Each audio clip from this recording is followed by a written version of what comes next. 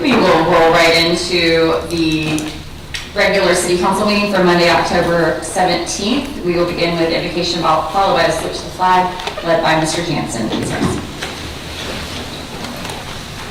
Let's pray. Good and gracious Heavenly Father, we just want to thank you for your blessings each and every day that you provide for us. Lord, give us strength and direction and how to lead the city forward. Lord, we just thank you for everything that you give us, and especially your Son, Jesus. For it's in his name we pray. Amen.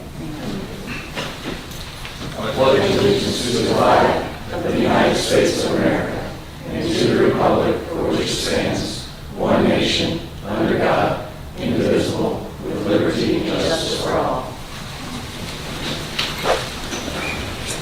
This meeting is called to order. Clerk, roll call. Councilmember Dumont. Here. Councilmember Golding. Here. Councilmember Jansen. Here. Councilmember Meza. Here. Councilmember Nichols. Here. Councilmember Stokes. Here. Mayor Hoffman. Here, moving on to approval of the minutes, item A. I move that we approve the minutes of the special city council meeting held on September 28, 2022. Second. We have motion and a second. Any discussion? Seeing none, all in favor, please signify by saying aye. Aye. Any opposed? Motion carries. Item B. I move that we approve the minutes from the regular city council meeting held on October 3rd, 2022. Second. We have a motion and a second. Any discussion? Seeing none, all in favor, please signify by saying aye. Any opposed? Motion carries. Item C. I move that we approve the minutes from the council briefing held on October 10th, 2022. Second. We have a motion and a second. Any discussion? Seeing none, all in favor, please signify by saying aye. Aye. Any opposed? Motion carries. Announcements? Ms. Goldie. Just want to remind everybody that there will be a workshop this Thursday, the 20th, at 6 p.m. for the CRA, but it's part of the comp plan and land development code update. And for those citizens who were not able to make it to the citizens workshop for the comp plan and land development code update, you can go to cojbupdate.com, and the consultants have questions on the homepage there that were asked the night of the workshop, and you can actually enter your information to provide the consultants your comments about Jack's Beach, what you like about Jack's Beach, what you'd like to see changed, that kind of thing. And that your input is important because the comp plan does, and the land development code does guide how our community grows, and so we want our citizens to have input on that. Also want to let everybody know this Friday we have the Moonlight movie, Hocus Pocus, and I believe, what time does that start, Mayor? I didn't write down the time. I don't know. Ooh, well, Sorry. it's on the website. Focus is not on my radar. And remind everybody early voting starts on the 24th. And also want to encourage everybody, because I've been getting a lot of calls from residents who want to understand better the 16 charter amendments that we have on our ballot this year. The City Council went through a lot of work to review the charter, and we hope that in the future we won't have this many amendments because we will hope to review the charter more frequently. But I encourage everyone to go to the city's website, jacksonvillebeach.org, and on the homepage there you'll find a link to read about the charter amendments and get more familiar with it before you vote. And one other thing I wanted to mention is on the 29th from 10 a.m. to 2 p.m. the Jacks Beach Police Department is going to have the DEA National Drug Take Back Day, where you can bring any medication that you need to get rid of to the police department, and they will dispose of it for you. Thank you. I was trying to find the Hocus Pocus time really quick while you were talking, but you got through too quick. Can anybody get to it faster than me? I think it's 9 o'clock. 8 o'clock. 8 o'clock. Hocus Pocus. Sea Walk Pavilion on Friday. I had to turn off the Wi-Fi. The Wi-Fi here is terrible. Any other announcements from council? I just wanted to mention to everyone that Reverend Oliver Simmons of St. Andrew AME celebrated his retirement yesterday in a service at the church after 40 years of serving our community. So if you know him or any members of his congregation, please congratulate and thank him and his wife for their loyal service to their church and to our community. And then also the application period for the seat that was Counselor Stokes resigned has opened today. So if you are interested in learning more, please check out our Facebook page, website, or contact our city clerk's office. Anybody else? Okay. Courtesy of the floor, we've got Mr. Ken Marsh. If you will come up, give us your name and address, we'll have 3 minutes.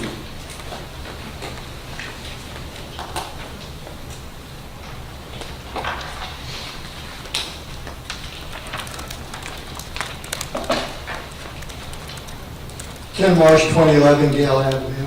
I'm here tonight to advocate 2 things.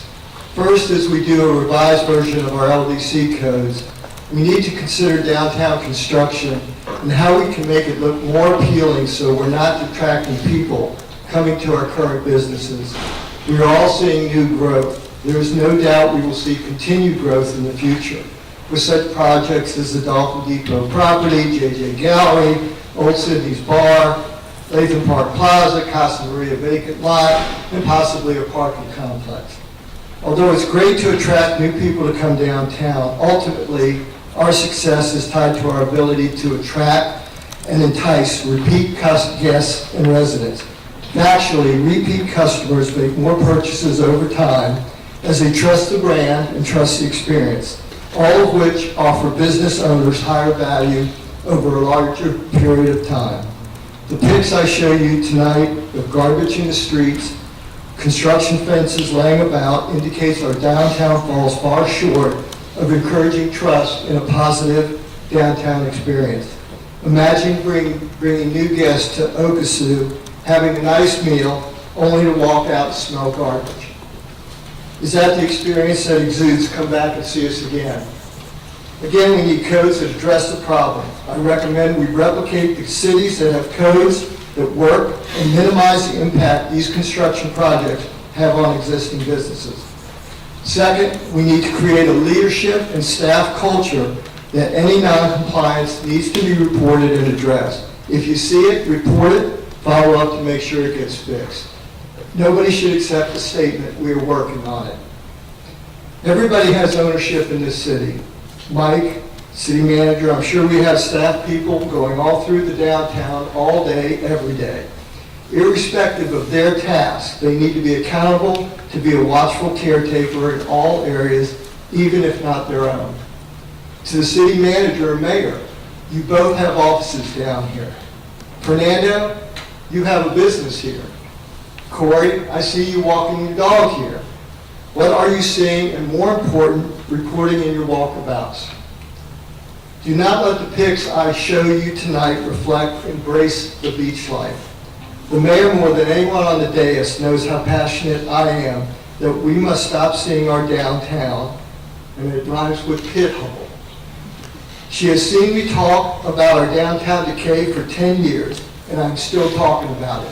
Garbage sits in the street, vomit spots are left uncleaned for days, streets look more dirty than clean. Culture change starts at the top with our city leaders, city manager, and staff. Tonight, I encourage all of you to be part of the culture change. Nailed that, 3 minutes. Thank you, Mr. Marsh. Okay, that was it for general courtesy of the floor. Moving on to item A, Ms. Bissett.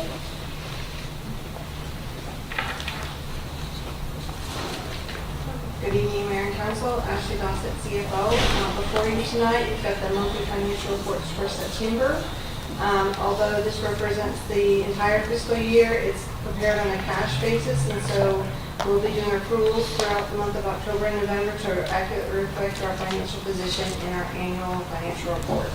If you have any questions about the monthly financials, I'd be happy to answer them. Thank you. Can we get a motion? I move that we accept the monthly financial reports for the month of September 2022. Second. We have a motion and a second. Ms. Dumont? Thank you. So that last piece that we were just saying that you're still going to be calculating to get the full month in, that's going to question, that would answer why some of the budget amounts that we have for income aren't at 100%. Correct. Are there any that you think will be short still even after I don't really answer that off the top of my head. I can send you an email. I think as we're looking right now, our state sharings, we've received 12 months of that. The accruals that we'll be doing for other revenues are our utility income, where we have unbilled consumption. That will happen throughout the month of October. The stormwater one was at 84%. That one kind of popped out to me. So we will do unbilled consumption for stormwater, but also what we're experiencing in that fund is the mark-to-market on our investment income, and that's what's driving down the overall income for that particular utility. Okay, thank you. Any other questions from council? Madam Clerk, roll call. Councilmember Dumont, Yes. Councilmember Golding, Yes. Councilmember Jansen, Yes. Councilmember Mesa, Yes. Councilmember Nichols, Yes. Councilmember Stokes, Yes. Mayor Hoffman. Yes, motion carries. Next item, Mr. Barron, you seem to be ready to present. I am ready. Mayor and Council, what you have before you for item B is an emergency sewer repair. It started on September 14th. We came in, found a sinkhole, very large sinkhole. We responded, getting some contractors to come out and look at it, get some bids to make some repairs. Those repairs were authorized on an emergency basis by the city manager, so this is kind of approving after the fact. We have updated this amount, actually, and you can see in the memo where it was, has kind of changed, because as they got in there and found, that picture on the right shows what they found after they dug it up, so you can see the majority of the material that we lost is in the pipe, so they had that piece of pipe above, you can see there's no top in it, that's where everything kind of went in the process of that sinkhole that developed. So the repair is made, and they're actually putting it back together and getting all of the restoration done right now. Thank you, and we have a speaker card on this item, Mr. Gary Patow.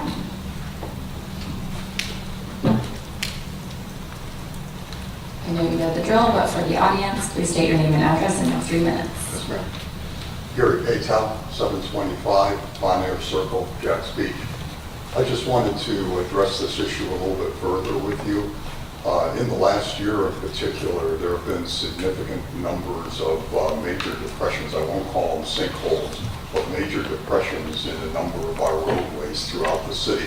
I can count 8 to 10 of them, and if you hit it, you're going to be jarred significantly in your vehicle, and I can guarantee you your alignment is not going to be working in your car either. It's a problem that we need to address. Many of these locations are associated with stormwater inlet pipes and so forth, and I can identify, as I said, 8 to 10 of them myself. I think we need to get those addressed quickly and proactively rather than reactively and ending up with a $146,000 bill. I would like to see the council determine a course of action that will start to address the significant issues that we're seeing in our roadway. And most of these that I've personally seen have occurred really within the last year. There must be something with the subbase or the areas around these pipe connections that are causing some real deterioration. But hopefully you can address this issue. Thank you. Thank you, Mr. Patow. Can we get a motion? I move that we award payment to United Brothers Development Corp. for the emergency repair of a 24-inch sewer main at 10th Street South and 15th Avenue South in the amount not to exceed $146,580.75. Second. We have a motion and a second. Ms. Dumont. Thank you. This kind of works up what Gary just said. My question was, how many other similar pipes are there throughout the city? And are they all in need of replacement? I don't know if we have the data as to when this one was installed and which others were installed at the same time. We did not check that. This pipe had previously been lined, so a project, this pipe had already actually exceeded lifespan, and we had actually lined it on the inside of it. So we're not for sure exactly. It's a weird scenario, but this was kind of a connection between clay pipe and steel pipe, and the way it was all put together when some maintenance had been done previously and some repairs had been done. So But throughout the town, we have all kinds of pipe that are at the same age or worse, and we're trying to address those systematically as we do. And we do have a recurring budget that deals with slip lining, and we try to put together a project to deal with slip lining throughout the city to help extend our current infrastructure. And are you currently getting enough public dollars to make sure that you are addressing as many as possible per year, to try and avoid this as much as possible? Kind of what Mr. Paytel was just saying. Do you have a plan that kind of assesses, this is all of them that we need to address? We're going to address this percentage this year, this percentage the next year. So a lot of this goes back to our asset management program that you've heard about as many times as you can think of. So I know as we progress towards our asset management, that's going to be a lot of the analyst information that's provided back to our GIS analysts to help us provide that piece. The problem is right now is we don't have an active asset management we're doing. So while we try to map and be systematically as to how we're going to go in and do slip lining and then where we're doing repairs for water and sewer mains, we're correcting all those and a lot of other projects where we're doing a lift station project, but that also entails replacing water main and sewer main in the same area because we're already digging everything up. So we're trying to do as much as we can. I can't say that I get enough money, but I hate to be the one standing here saying I'm not getting enough money either. So I mean, we are working through a budgeted process and we're spending our money to try to do the best we can with what we've got. And as currently funded, what is the time frame that you're looking at to actually have all of your assets accounted for with a hard number of what needs to be addressed in which years? I don't know that I have an answer for that. I don't know that, because I mean, with the prices that we're seeing reflected now, what we're paying to get significantly more done is not going as far as it is. So some of the areas we have to spend some of this money for lining manholes and lining and cleaning up issues and problems as they develop when we find them. So some of that money gets spent different ways, and we try to help to get as much of this done as we can. We are looking at another big project coming up to do quite a bit of slip lining. We kind of got it on our plate to do it using $22 and $23 to make a larger project to try to get somebody to come in and be able to help us with that. And do you have a timeline to just have all the stuff inputted into the new system? Just so you just have the data. This is separate from actually being able to do something, just the data. We are collecting some of that data. We have a whole bunch of it that is still listed as unknown. So when we try to find those, we try to see if we can chase them back down and try to get that data updated to whatever the make of pipe is, when it was installed, as best we can. So we are chasing some of those. A lot of that is older as-bills, trying to get that put on our GIS, things updated. So as we can. There's no timeline for when. It's just we're working through that process. It's a big problem. Okay, thank you. Any other questions or comments from council? Madam Clerk, roll call. Councilmember Golding? Yes. Councilmember Jansen? Yes. Councilmember Meza? Yes. Councilmember Nichols? Yes. Councilmember Stokes? Yes. Councilmember Dumont? Yes. Mayor Hoffman? Yes, motion carries. On to our first ordinance. Ms. Nelson, would you like to introduce that one? Good evening, Karen Nelson, Deputy City Manager. This is the second reading for ordinance 2022-8180, declaring Juneteenth as an official paid holiday for all city employees. Here to answer any questions council has.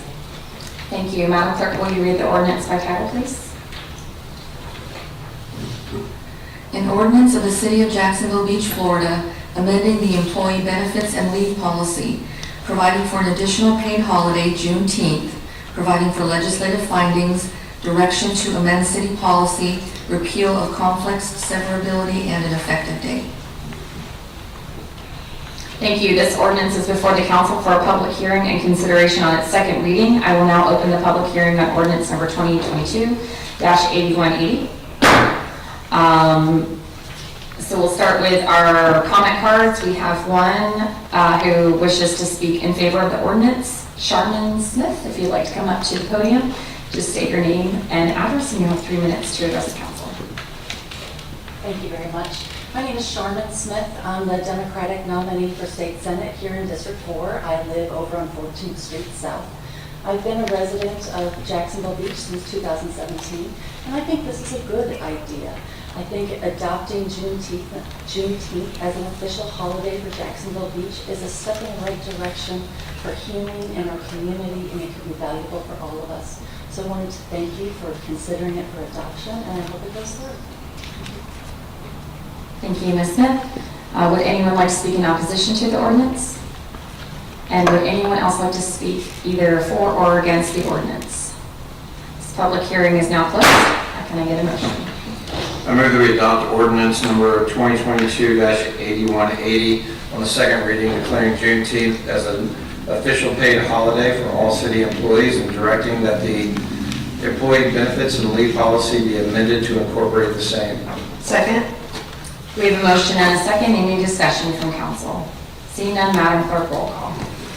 Councilmember Jansen, Yes. Councilmember Riza, Yes. Councilmember Nichols, Yes. Councilmember Stokes, Yes. Councilmember Dumont, Yes. Councilmember Golding, Yes. Mayor Hoffman. Yes, motion carries. Item B. Would you like to give staff report, Ms. Ireland?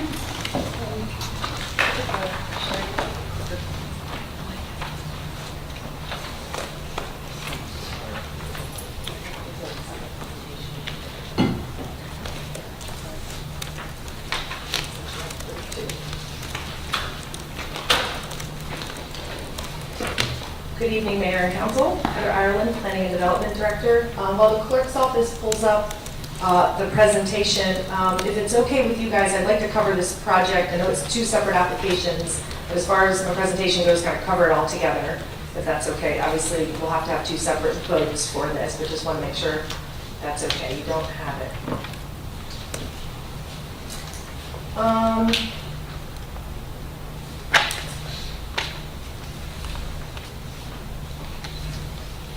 I mean, I can talk to the project without it, but there is a presentation that should have been loaded up.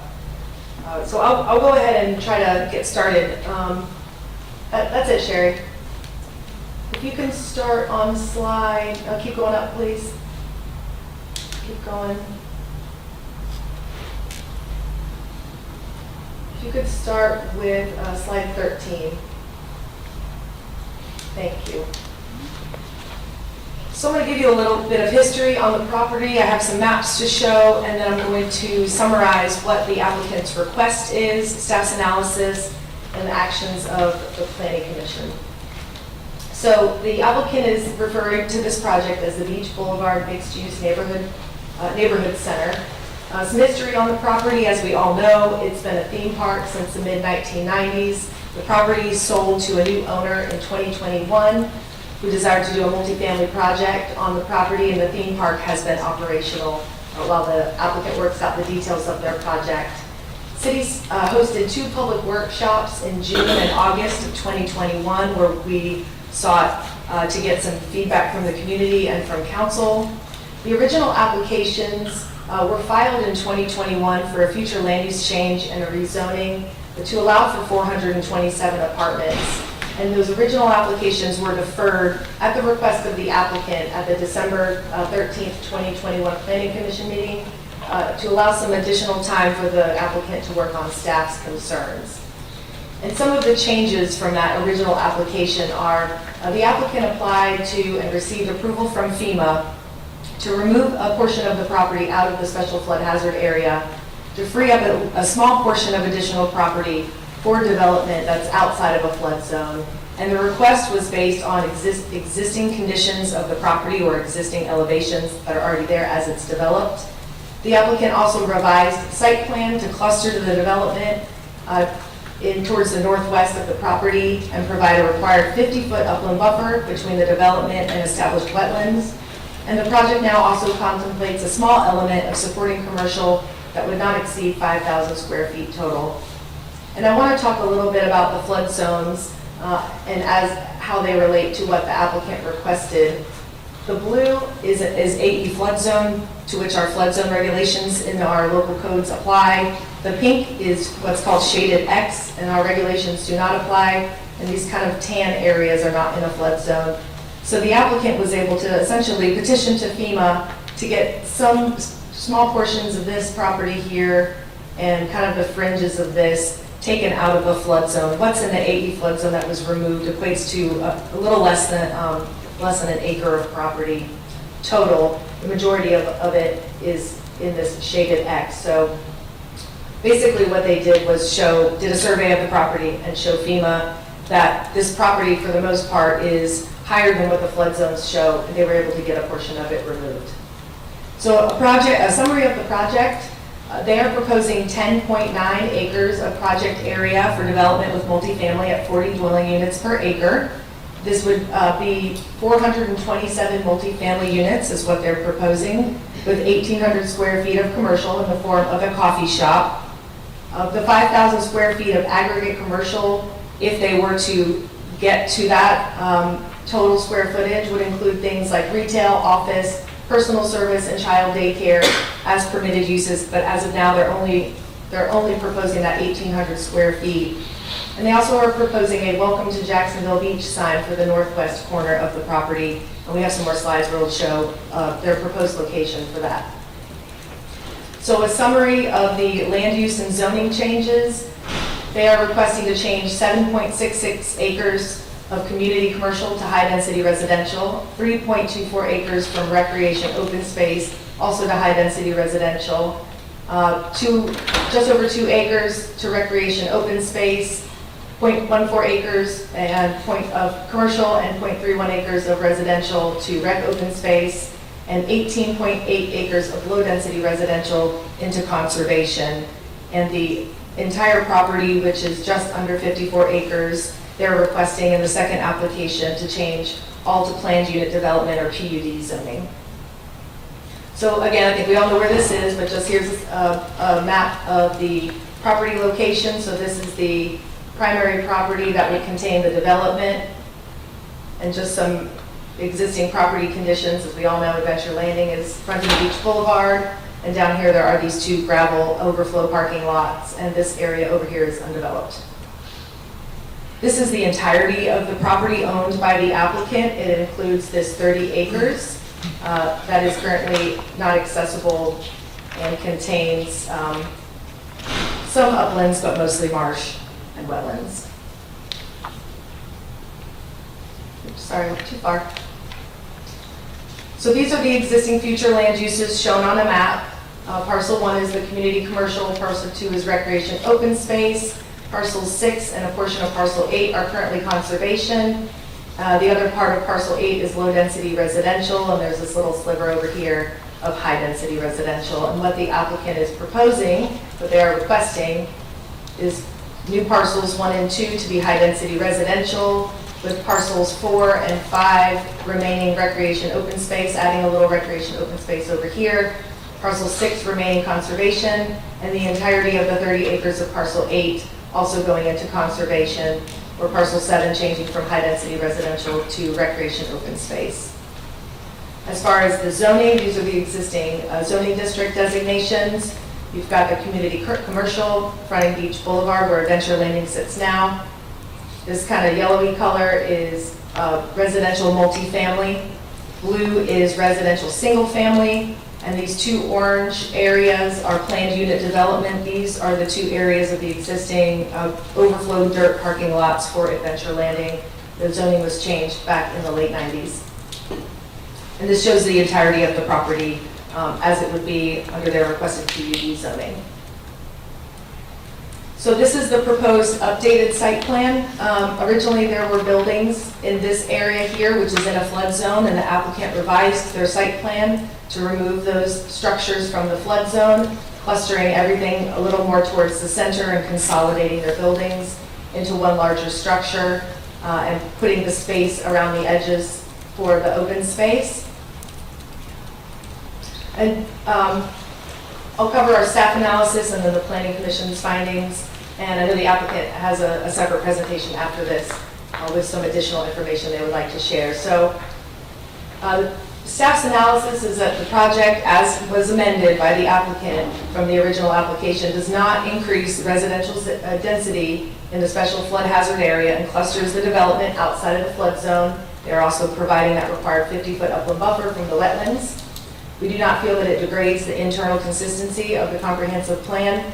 and the population projections in the comprehensive plan were a lot lower than the actual population growth that was experienced in the city, indicating that there is a higher demand for housing than was originally anticipated. And of course, just so everyone's clear, that the rezoning application is contingent on the land use being changed. The staff does find the request consistent with the standards for rezonings. So the Planning Commission met in September to consider the application, and there was a motion to approve the application. That failed 2-3, and this followed a motion to deny and 2 motions to defer to different dates, and then subsequently the rezoning application failed as well.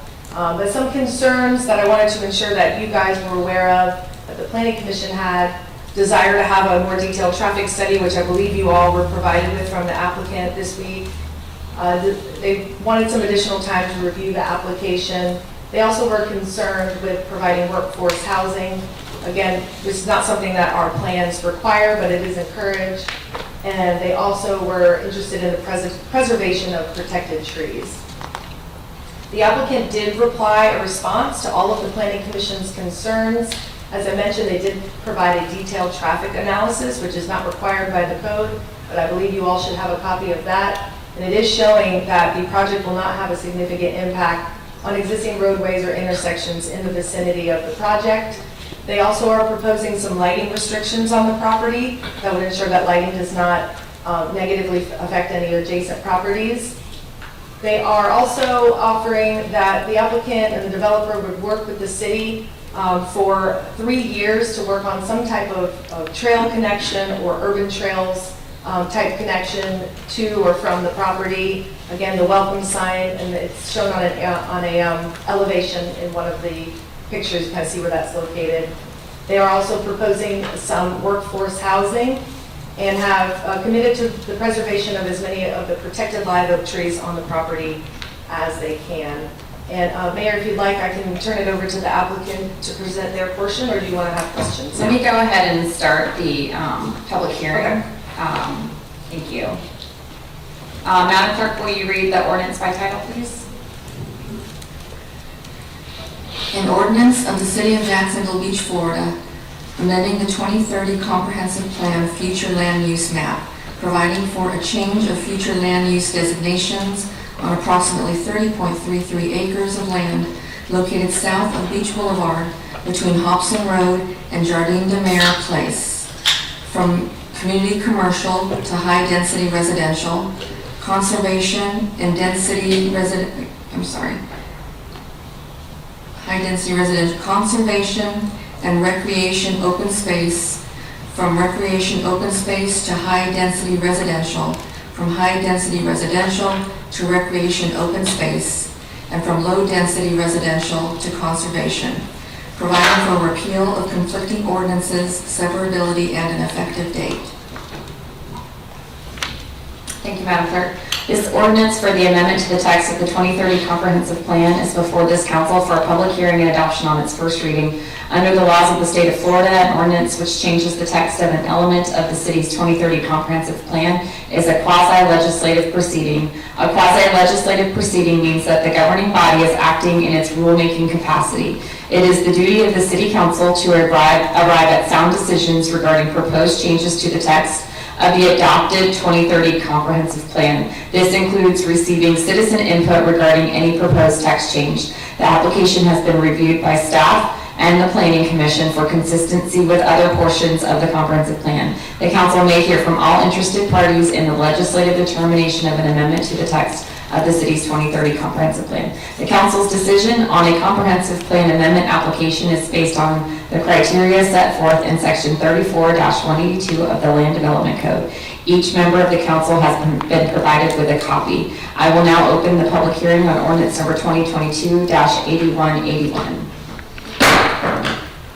We've already heard from the planning department. Now we'll hear from the applicant. Steve Deeb and I wanted to drive Suite 1200 here on behalf of the applicant. I don't know if you need to swear me in or not, but typically, okay, thank you. So I'm going to talk a little bit. Heather did a great job talking about the history of the project. I'm going to go through and talk a little bit more about the changes that have been made not only since our first application was filed, but also since the meeting that we had with the Planning Commission a few weeks ago. So recall, as Heather mentioned, that we were delayed about 9 months while we worked with FEMA. The purpose of that analysis was to take our topographic survey of the property and to have FEMA confirm the amount of land that was located outside of the flood zone. And after analysis, they determined that 10.9 acres of property is located outside the flood zone. And as a result, our proposal, we shrank the size of the development parcel so that we could make the commitment that we would not impact the flood zone and not increase it in any way. Secondly, we have had 427 market rate apartments in the application since the beginning. We also added a coffee shop, which was in reaction to neighborhood and community feedback. We also added a viewing platform that's available for connection with the public right-of-way. We'll talk more about that later, but both of those things were added as a result of the community meetings that we had. Our main goal here, though, is implementing the city's comprehensive plan regarding housing. And I won't reread the housing element, but in short, the city's goal is to provide affordable housing and a variety of adequate housing options to the citizens.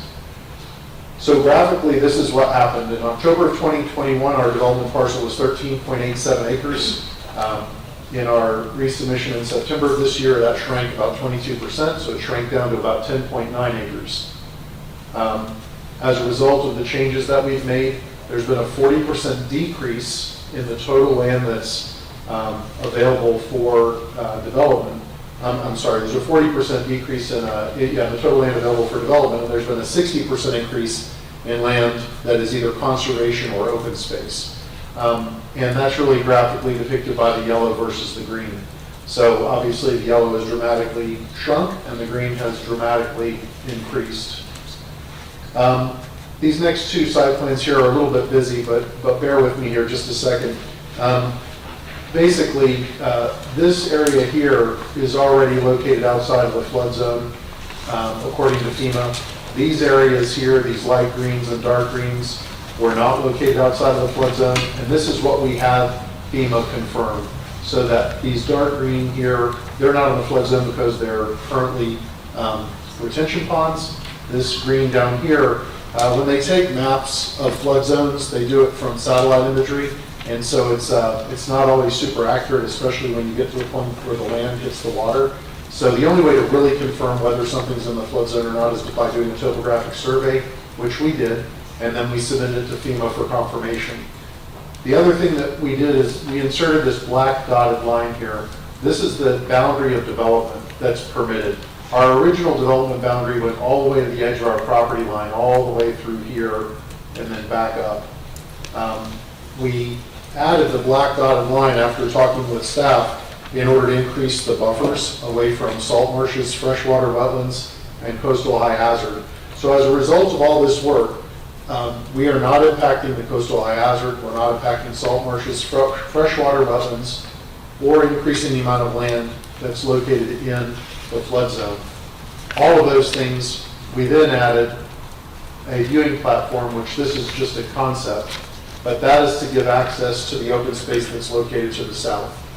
The recurring theme here is that we're trying to further implement in the comprehensive plan by protecting the environment, by giving true access to the conservation and the recreation and open space, and then finally by improving water quality.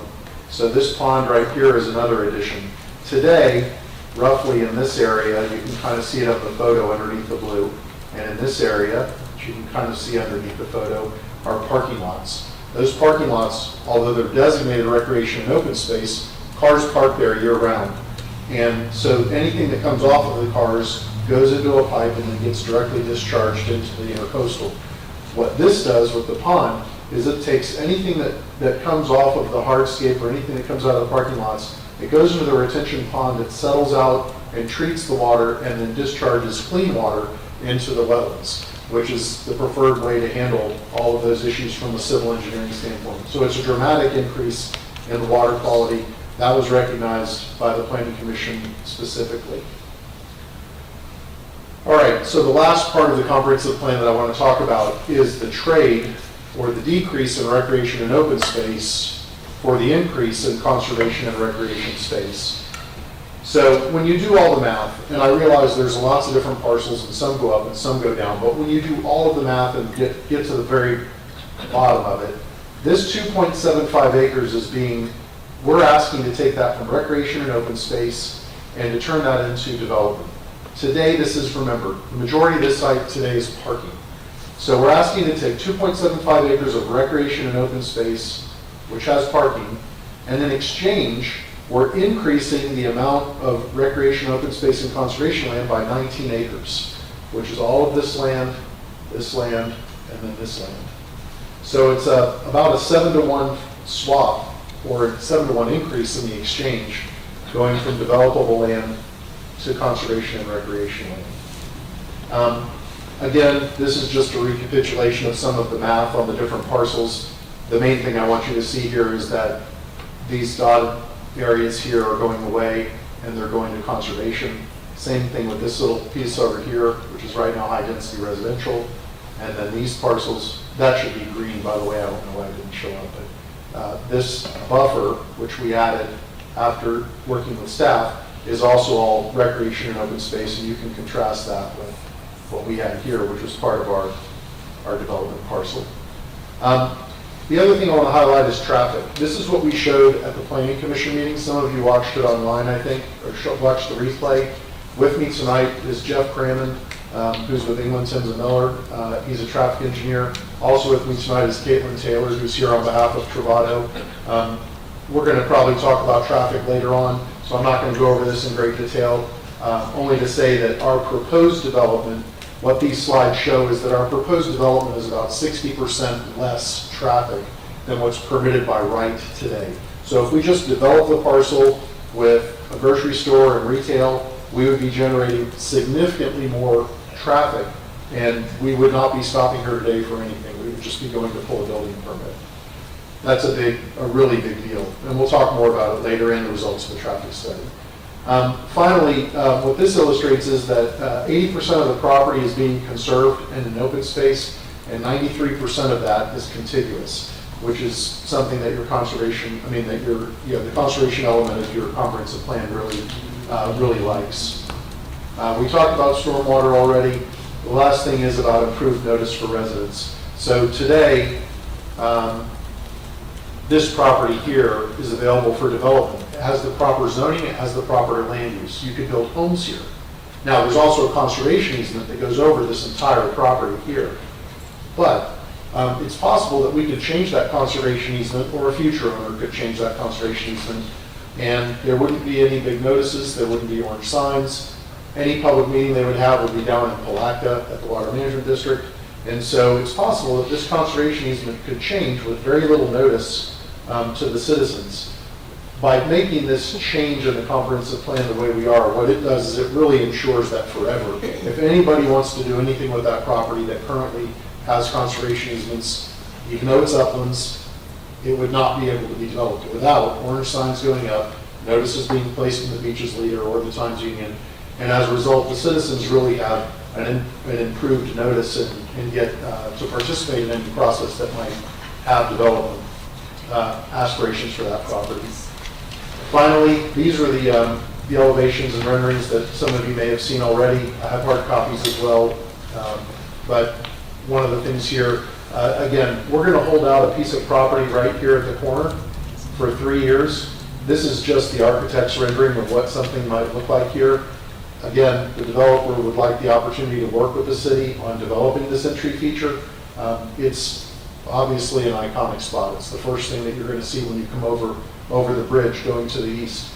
And so the entry to the city is really important. What we're showing here is that we're willing to help participate in that by donating the space for a landmark. Whether it's a statue or art or sign, we can figure it out later. So this is not the thing, this is just a graphic representation of what it might look like. This again is the view coming, kind of looking towards the southwest. Here's the pond in the back, and you can tell, it's very densely wooded all the way around. We had the neighbors that live back here in this neighborhood actually come onto the site with us last spring. They climbed up the ladders, went all the way to the top of the slides, because they were really interested if people were going to be able to look in their backyard from the site. The slides were about 38 feet tall, and they were stunned that they really could not see anything from there. However, we did agree in the condition about lighting that we're going to talk about later, just to further cement that it wasn't our intent to cause any distractions for them in the back. The lighting, in fact, all of the conditions or all of the things that we're going to talk about later that I sent you emails about, all came out of the neighborhood meetings with the exception of workforce and attainable housing, which we're prepared to talk about as well. And then this is kind of the ground floor view. Now, you'll notice there are no oak trees in this view.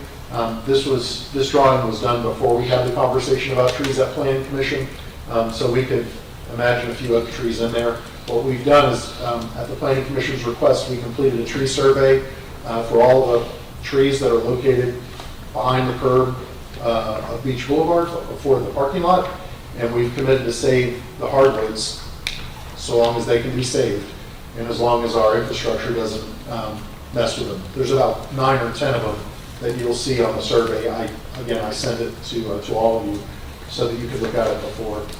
So that's, I'll stop there. We're available to answer questions. We have lots of materials and lots of handouts.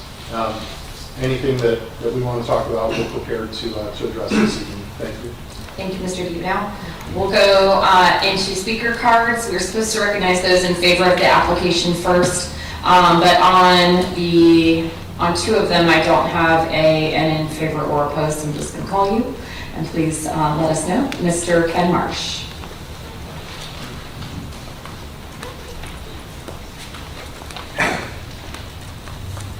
Are we doing swearing in? No. Okay.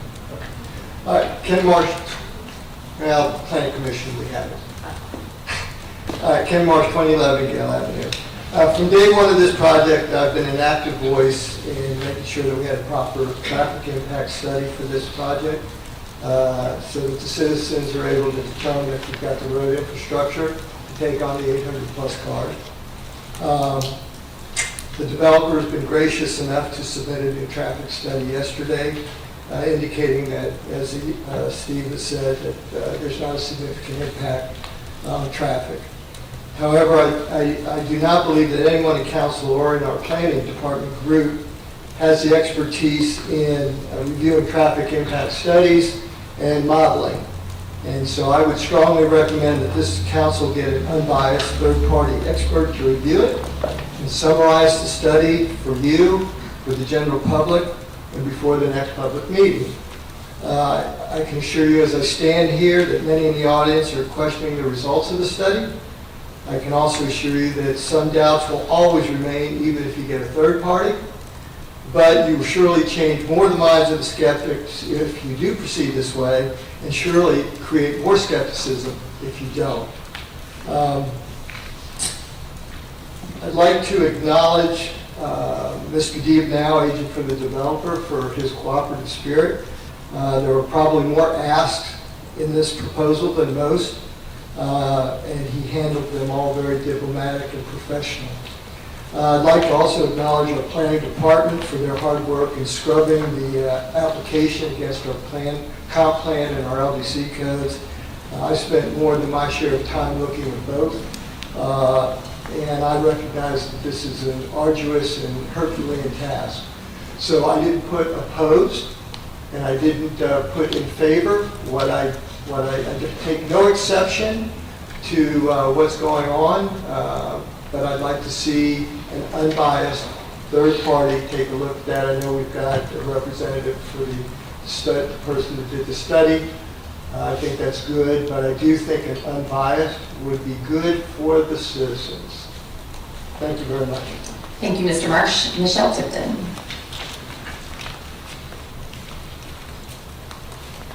Good evening, Michelle Tipton, 2333 Azalea Drive. I concur with the previous speaker in the request for there being an objective third-party review of the traffic studies. I reviewed it very briefly, and it obviously is way over our heads. There's a couple things that I found curious. It's stating the project will not significantly impact the roadways, but the next sentence says the only failing segment is Penman Road and Beach Boulevard. That's, in my mind's eye, the most impacted area.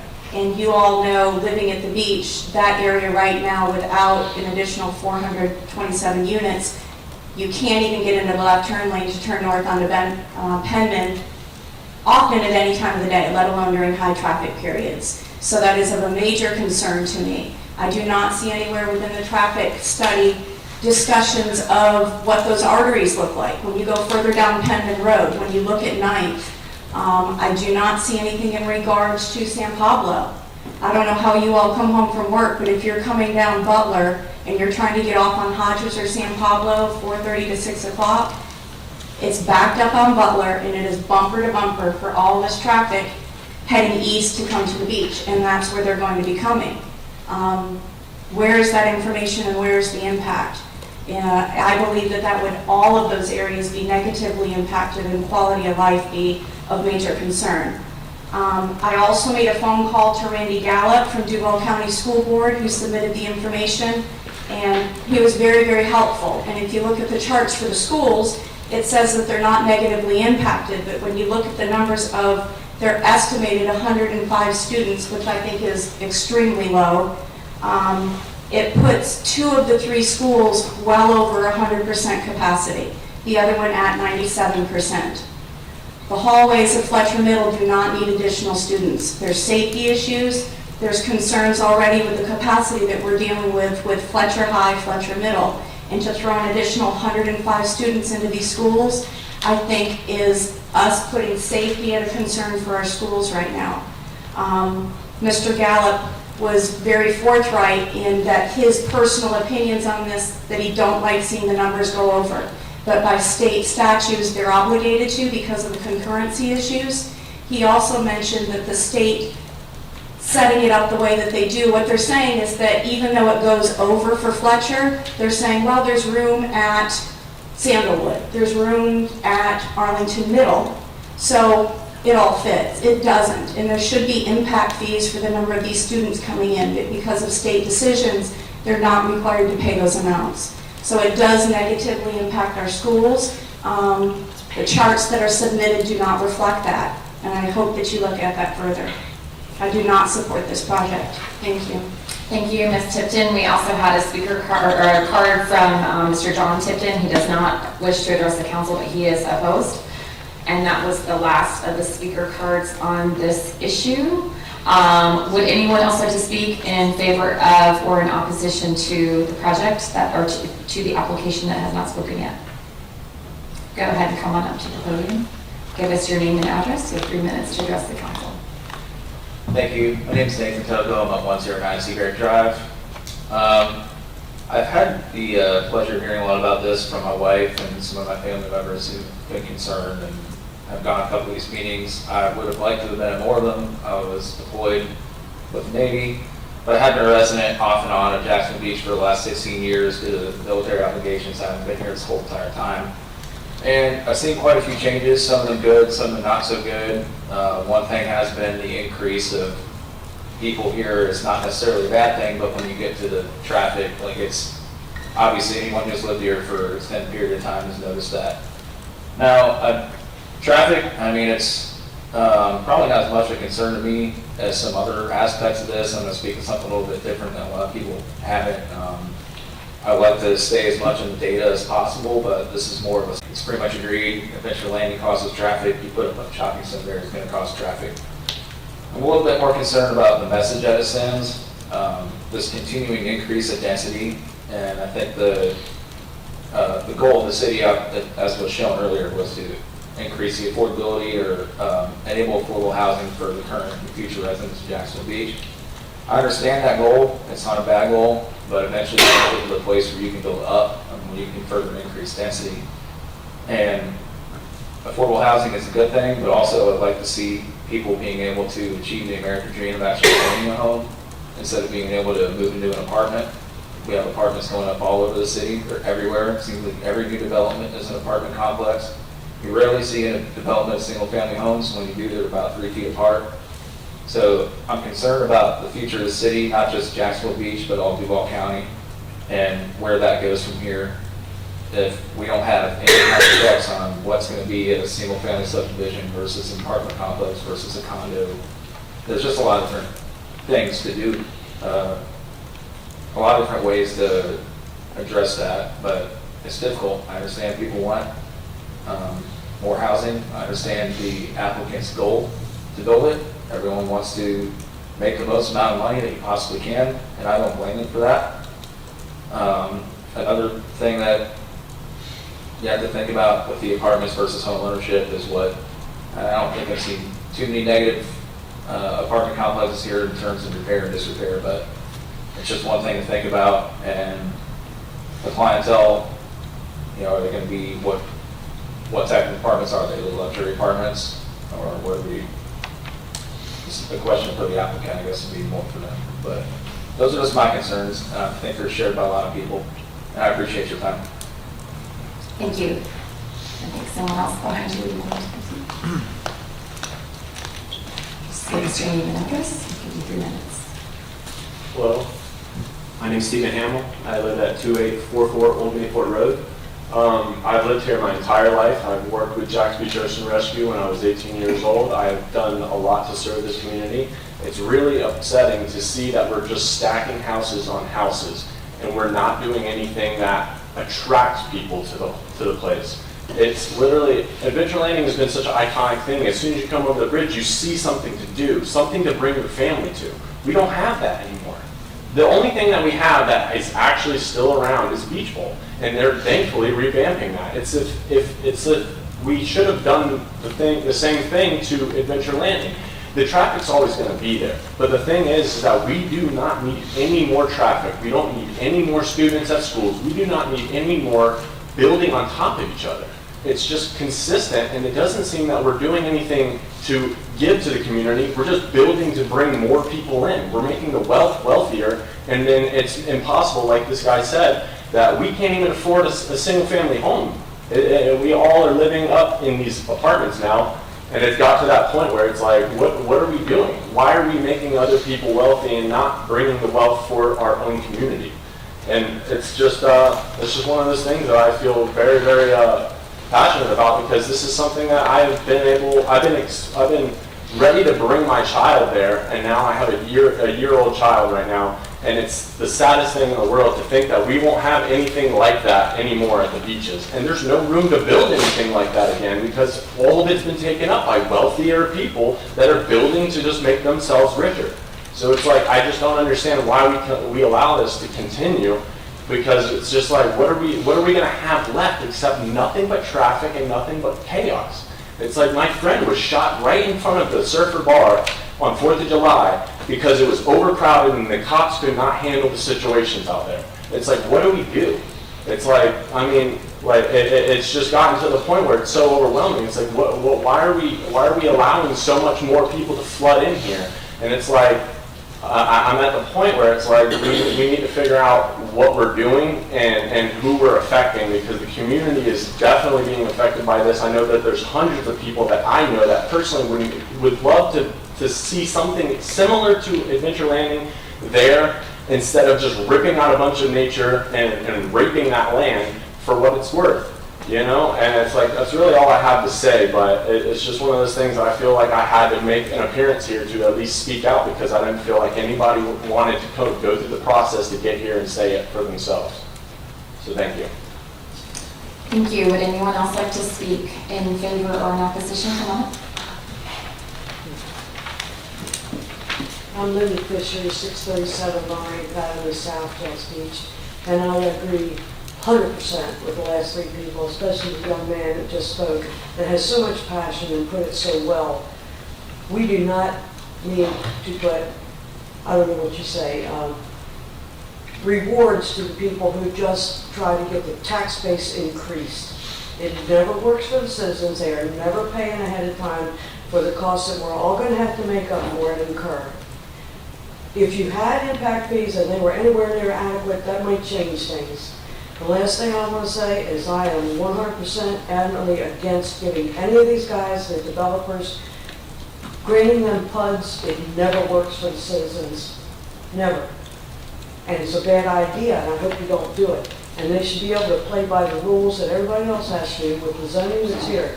This comprehensive plan was worked very hard on, and it's good, and it should be respected, and it should be adhered to. I see no reason to change the comprehensive plan, to give them a PUD, or increase density out here. I'm not against people making money or having a place to live, but this is not what this is about. So thank you. Thank you, Ms. Fisher. Anybody else? Mr. DiBenado, you were starting to head to the podium. Thank you, Mayor. I was going to ask Mr. Craven to come up and talk about the traffic study, but I think I'll wait until we get into questions instead of talking about it now. So we'll talk about the traffic study and some of the questions folks have. What I really want to address are just a couple of points that I just feel compelled to talk about. I know that Mr. Hamill is very passionate. Raping the land is just, that's extremely derogatory towards what's going on here. Again, over the last 9 months, what we've done is we've worked out a way that we don't impact wetlands and salt marshes, we don't hurt the flood zone. And I guess what I would say is I don't know really of another developer that would go to the lengths that we have over the last 9 months to make sure that the concerns that he has and that he's expressing, that we would make sure that those wouldn't happen, that those impacts wouldn't take place. In terms of Ms. Fisher's last comment about PUDs and why they're bad, and they always work out poorly for the neighbors. Again, there are no deviations from the code in the PUD. So we are basically going with the standard multifamily zoning in our application. And what the PUD in this case allows us to do, it allows us to protect all the property that's to the south and make sure that all of this remains in conservation. Same thing with this parcel over here. And it also allows us then to produce these buffers that exist today, or that will exist, and to do the stormwater pond at the location that we've shown on our site plan. The other thing the PUD does is it also allows us to adopt conditions based on the concerns that we've heard from the community.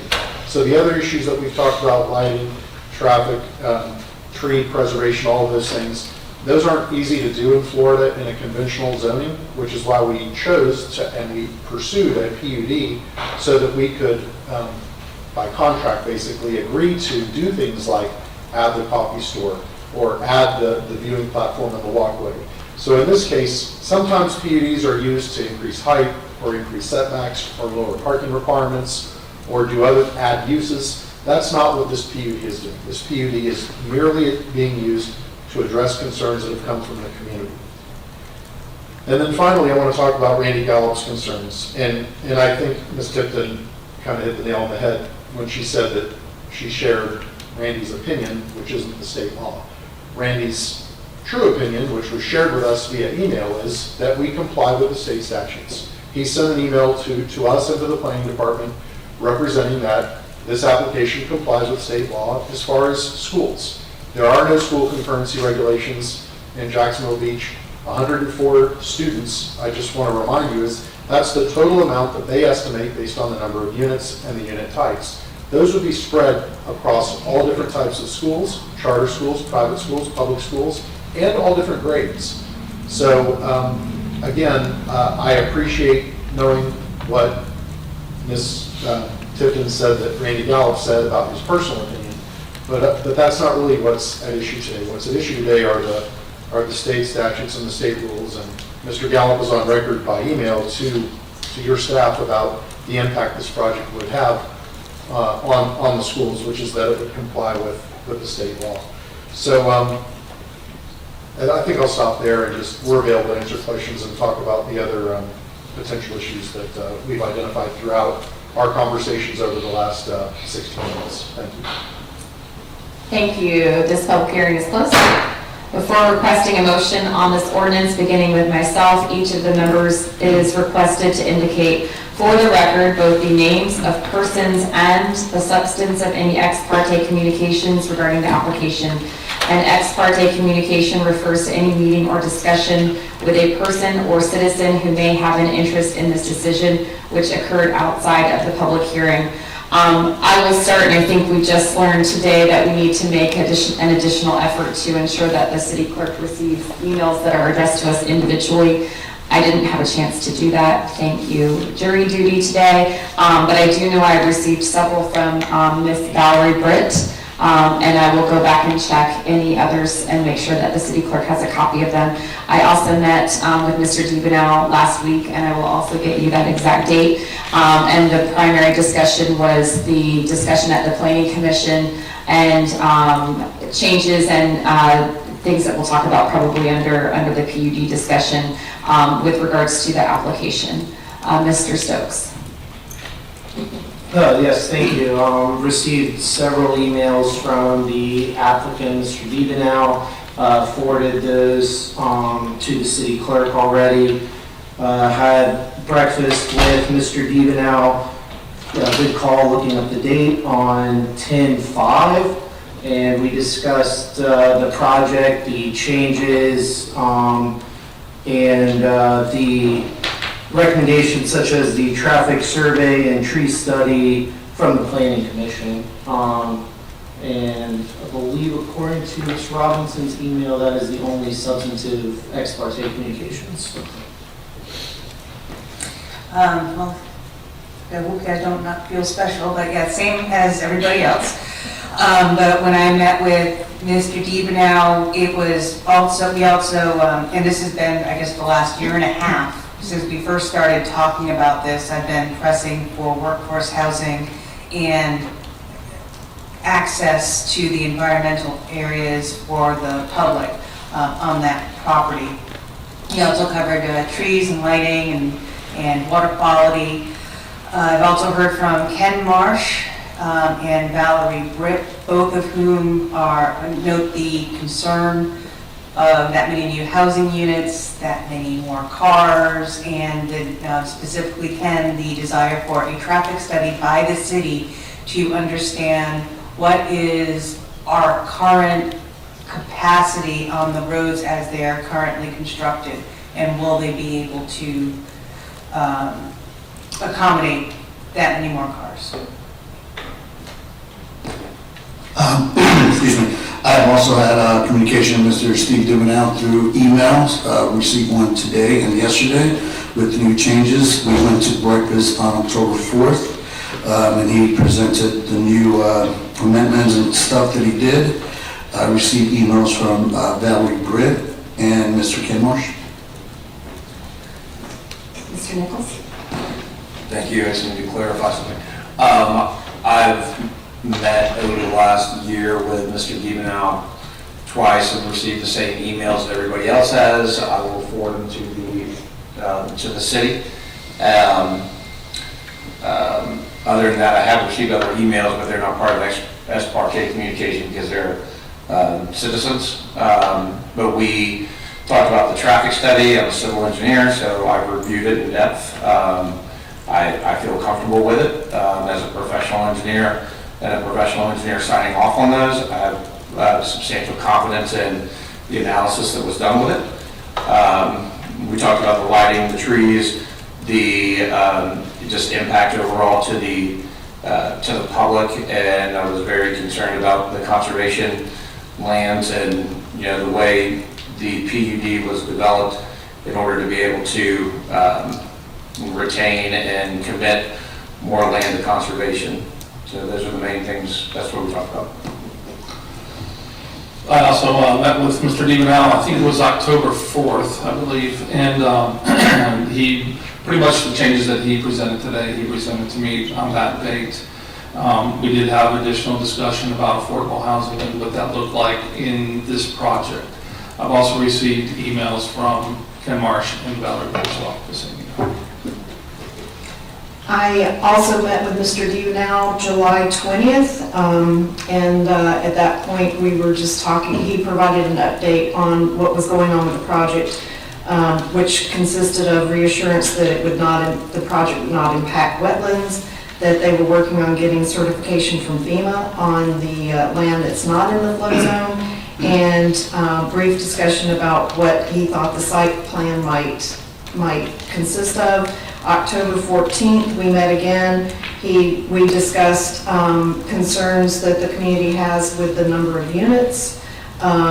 We also discussed affordable housing, the traffic study, and or the fact that he was working on getting a traffic study because we didn't have it at the time.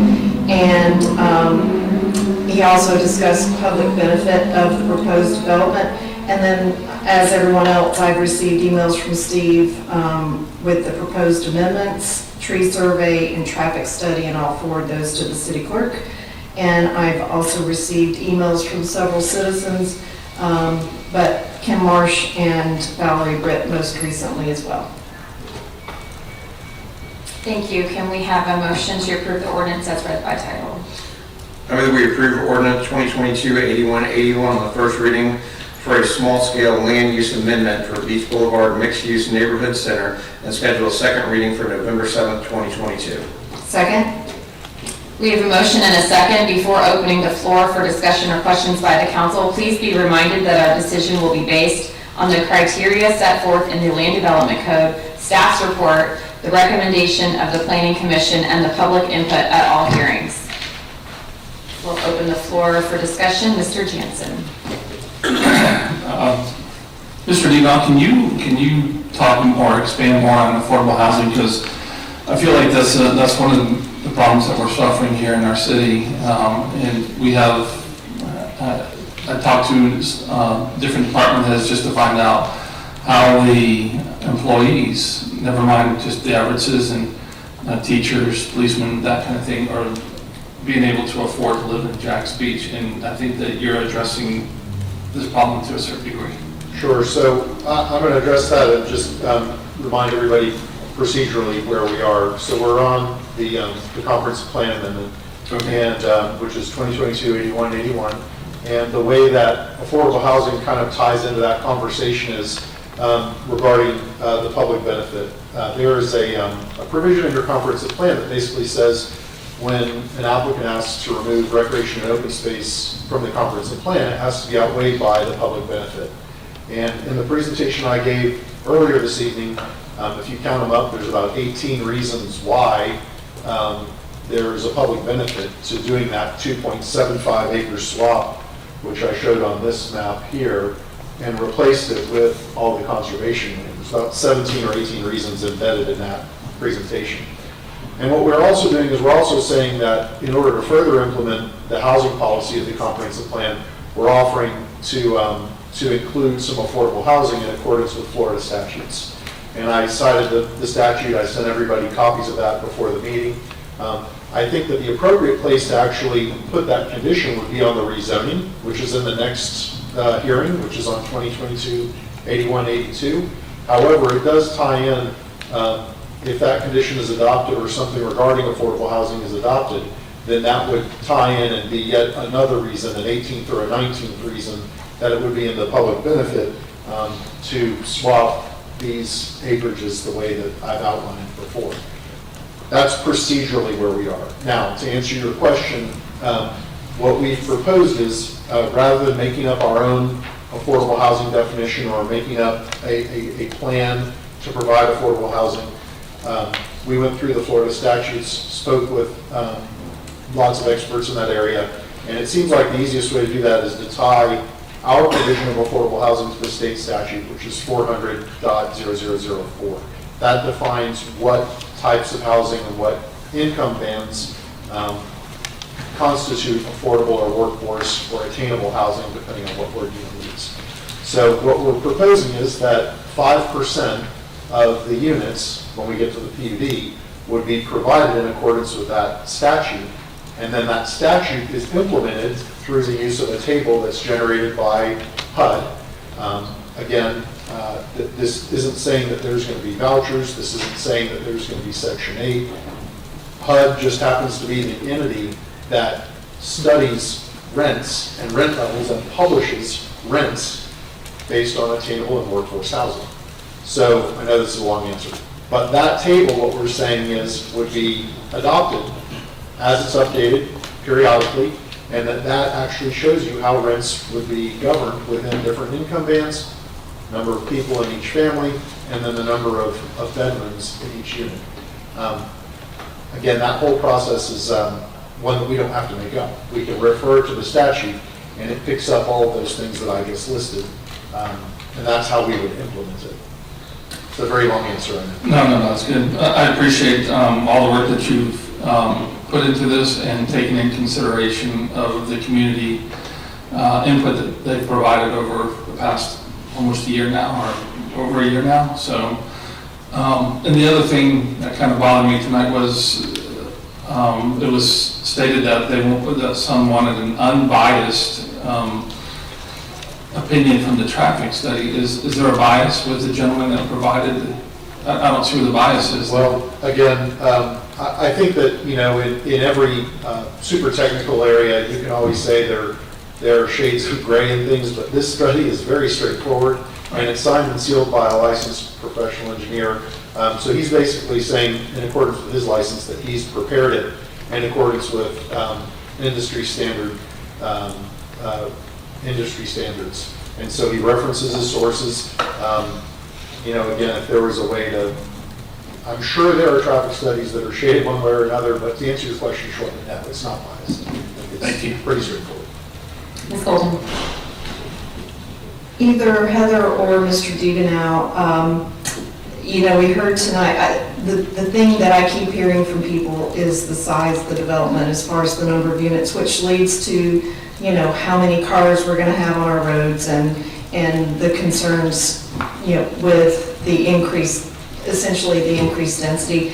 And then concerns about changing our comp plan and that sort of thing. So my question is, how many units could be built without the comp plan amendment?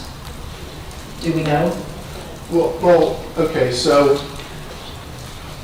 today, here, there's about 13.87 acres of land that is planned commercial, community commercial. And under that category, you can develop 40 acres per unit.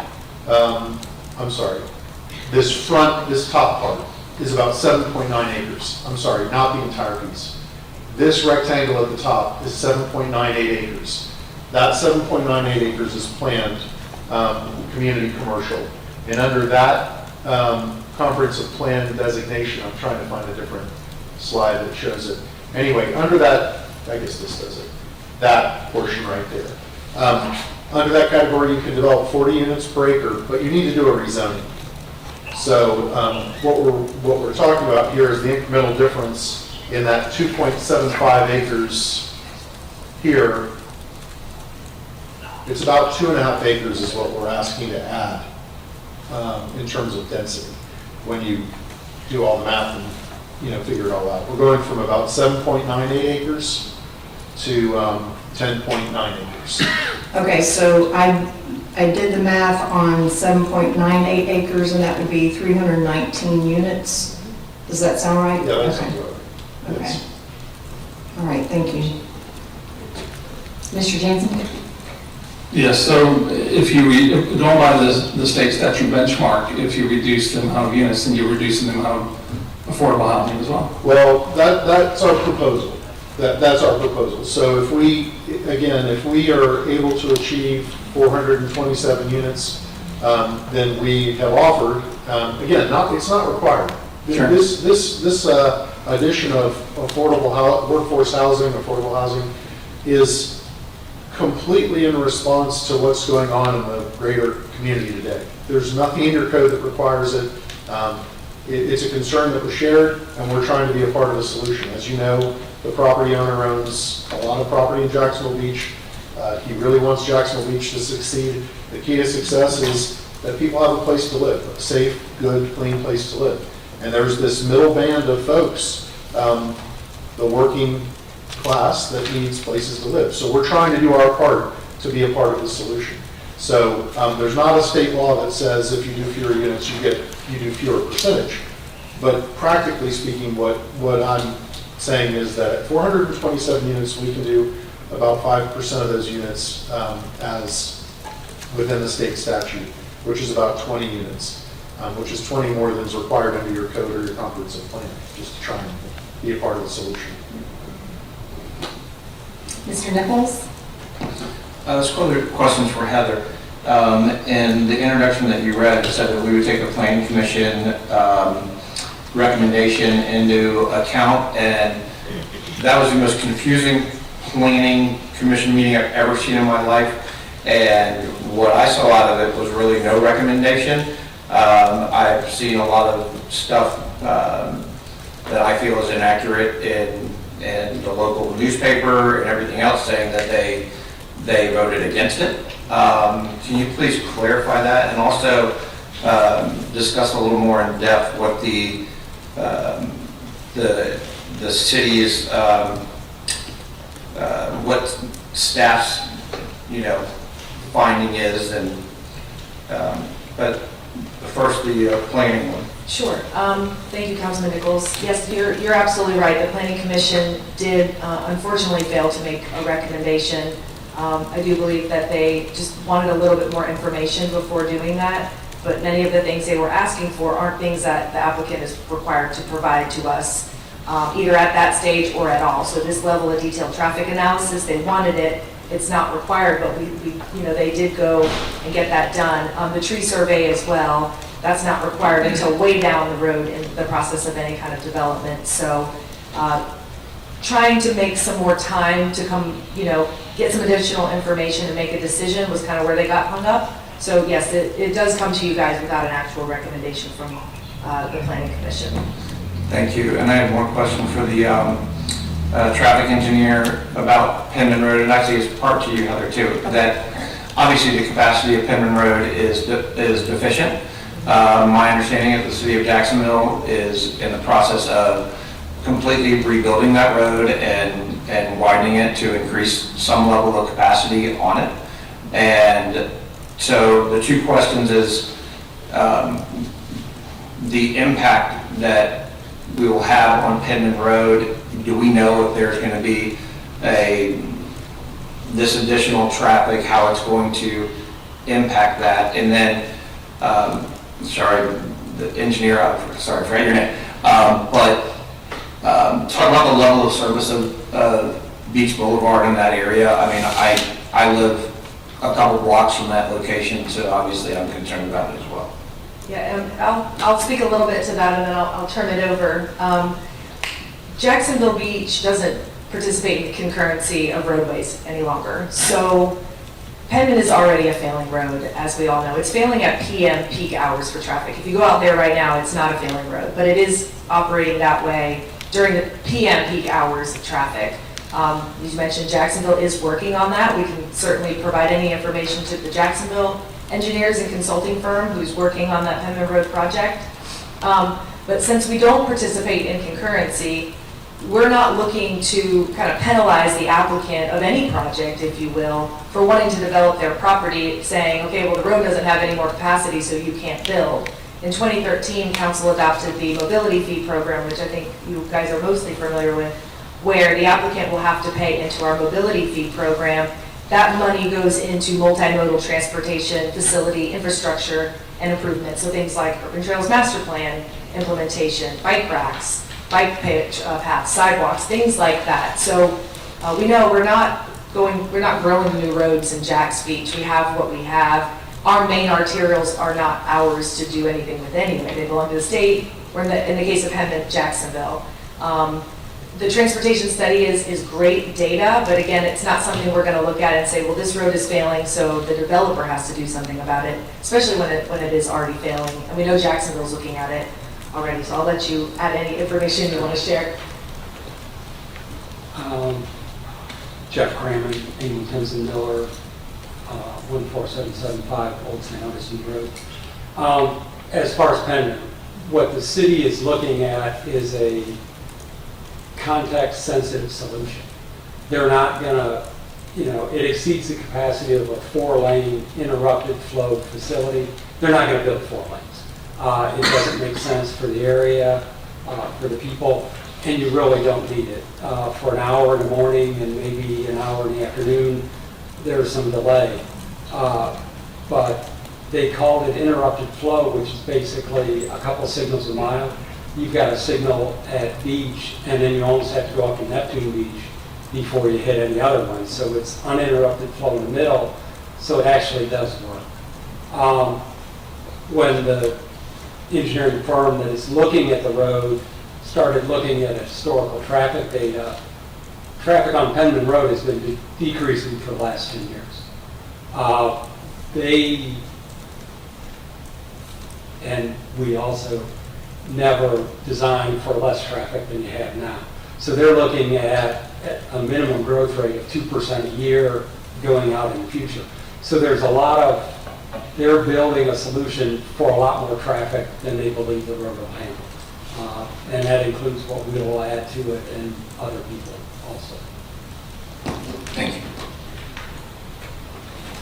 Mr. Mon? Thank you. To speak to the comp plan amendment, because that's what we're focusing on. These are great questions, but I'll ask these questions and get into that stuff when we get to the PUD. But as far as the comp plan amendment, in the planning director's report, it said that those two little pieces, the parking lots in the back, in 1996 that they were changed from high density and low density to residential rec open space. So it's not like they were always rec open space or just open space. When the comp plan was developed, they were there for development. And so that gave me a little bit more comfort in that. Also, your note that these changes are consistent with the comprehensive plan as a whole. They are, these changes, the change for the small plan development helps to achieve what the comprehensive plan as a whole is trying to achieve. So I understand the concern, but I think the concern that I'm hearing out there has far more to do with the PUD than the comp plan. So I personally will support the change for the comp plan, considering how it was changed in the past, and we're kind of changing it back to that. Thank you, Mr. Mon. Ms. Golding? Well, my comment, I think, belongs with the PUD, so I'll wait. It was a tough one since we presented them both together, but thank you for acknowledging that. Mr. Stokes? Yeah, I just wanted to thank Heather for clarifying to Councilman Nichols' point that the PC failed to make a recommendation, because that was a little confusing to me.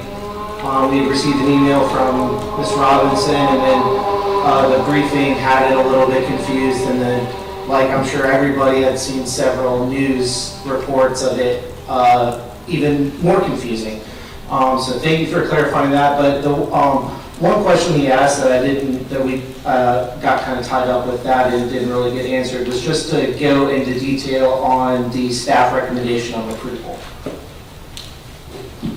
Sure, thank you, Councilman Stokes, and I apologize if I didn't answer all the questions. Yes, staff did recommend to the Planning Commission approval because we did find the land use change consistent with the rest of the comp plan. And by that, I mean, we did not feel like it was in violation of any other policies. Originally, we did have concerns, as I stated, regarding development in the floodplain and protection of wetlands, and the applicant went to great lengths to try to meet those concerns of staff. So we did recommend to the Planning Commission approval.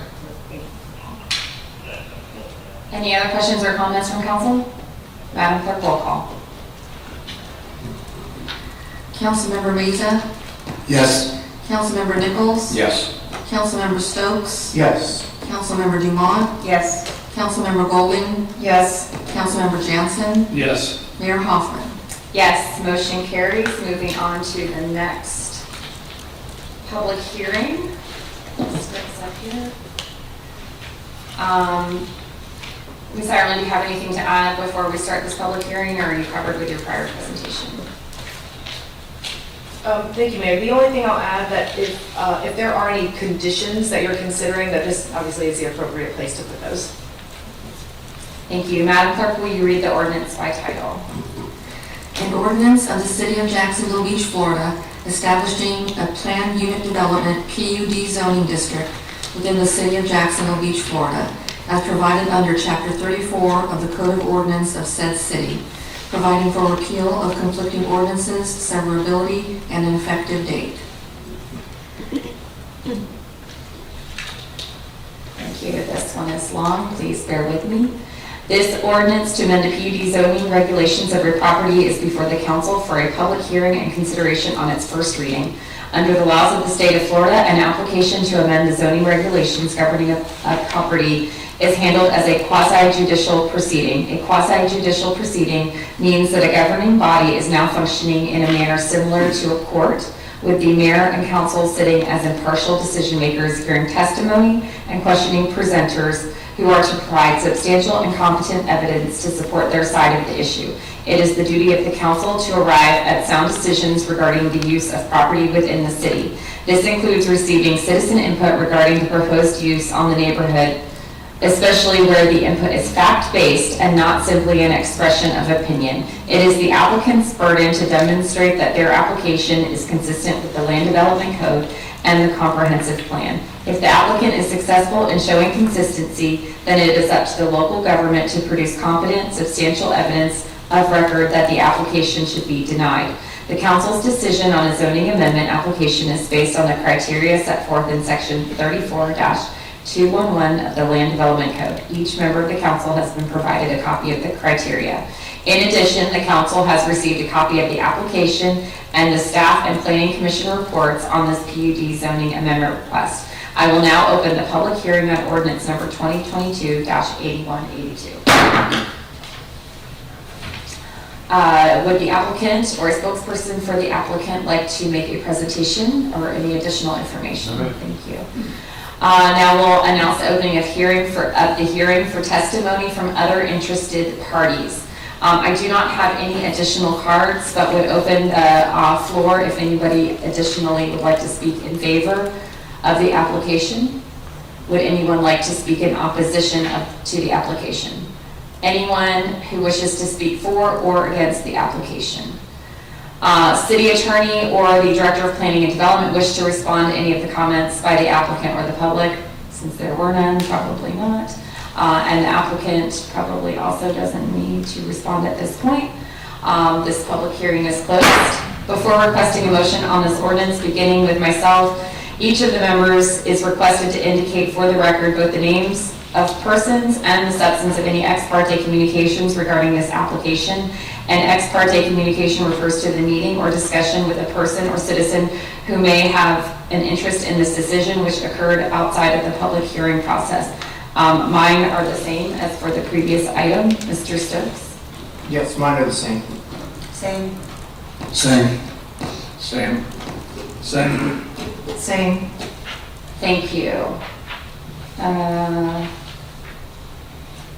Now we'll have a motion to approve the ordinance as read by title. I move that we approve ordinance number 2022-8182 on the first reading for the Beach Boulevard Mixed-Use Neighborhood Center Plan Unit Development PUD Zoning District and schedule a second reading for November 7th, 2022. Second. Before opening the floor for discussion or questions by the council, please be reminded that our decision will be based on the criteria set forth in the Land Development Code, and the council is required to approve a clear statement of specific findings of fact stating the basis upon which such facts were determined and the decision was made. I'll now open the floor for discussion by council members. Mr. Mason. Question, Mr. Dewan. I know there's a proposal on the northwest corner for the Welcome to Jacksonville Beach entrance. If we were to go forward, obviously I'm very interested in that because I think when you're coming into Jax Beach, you want to have an entrance that's going to capture the people visiting here. So I hope in the future, when we talk about this sign, that we can make it to our core values and matches what Jacksonville Beach has around the city with the surfboards and the water towers, et cetera, et cetera. Councilman, thank you very much. I appreciate it. If I could, Mayor, if I could just approach, what I've done is I've printed out on separate pieces of paper the email that I sent you so that we can all be looking at the same information. And so I don't know procedurally how you want to take it up, but since Councilman Meza talked about the entry sign, I thought I would just pass that out, if that would be okay with you. If I Just hand it down to the city clerk. Okay, thank you. There's enough for everybody there. So, just in response to your question, we agree. We would want something to be iconic. It's a great entry feature that not only matches the aesthetic of the mixed-use community center, but also matches the aesthetic of Jacksonville Beach. So what I've written here is, again, my effort, and there's no pride of authorship, but it's my effort to basically say what we're trying to do. And so we would make the land available. I won't read it to you, but that's basically what we would propose. And so at the appropriate time, if you wanted to make a motion or take up a motion to add this to the legislation, we put it in writing so everyone could read from the same piece of paper.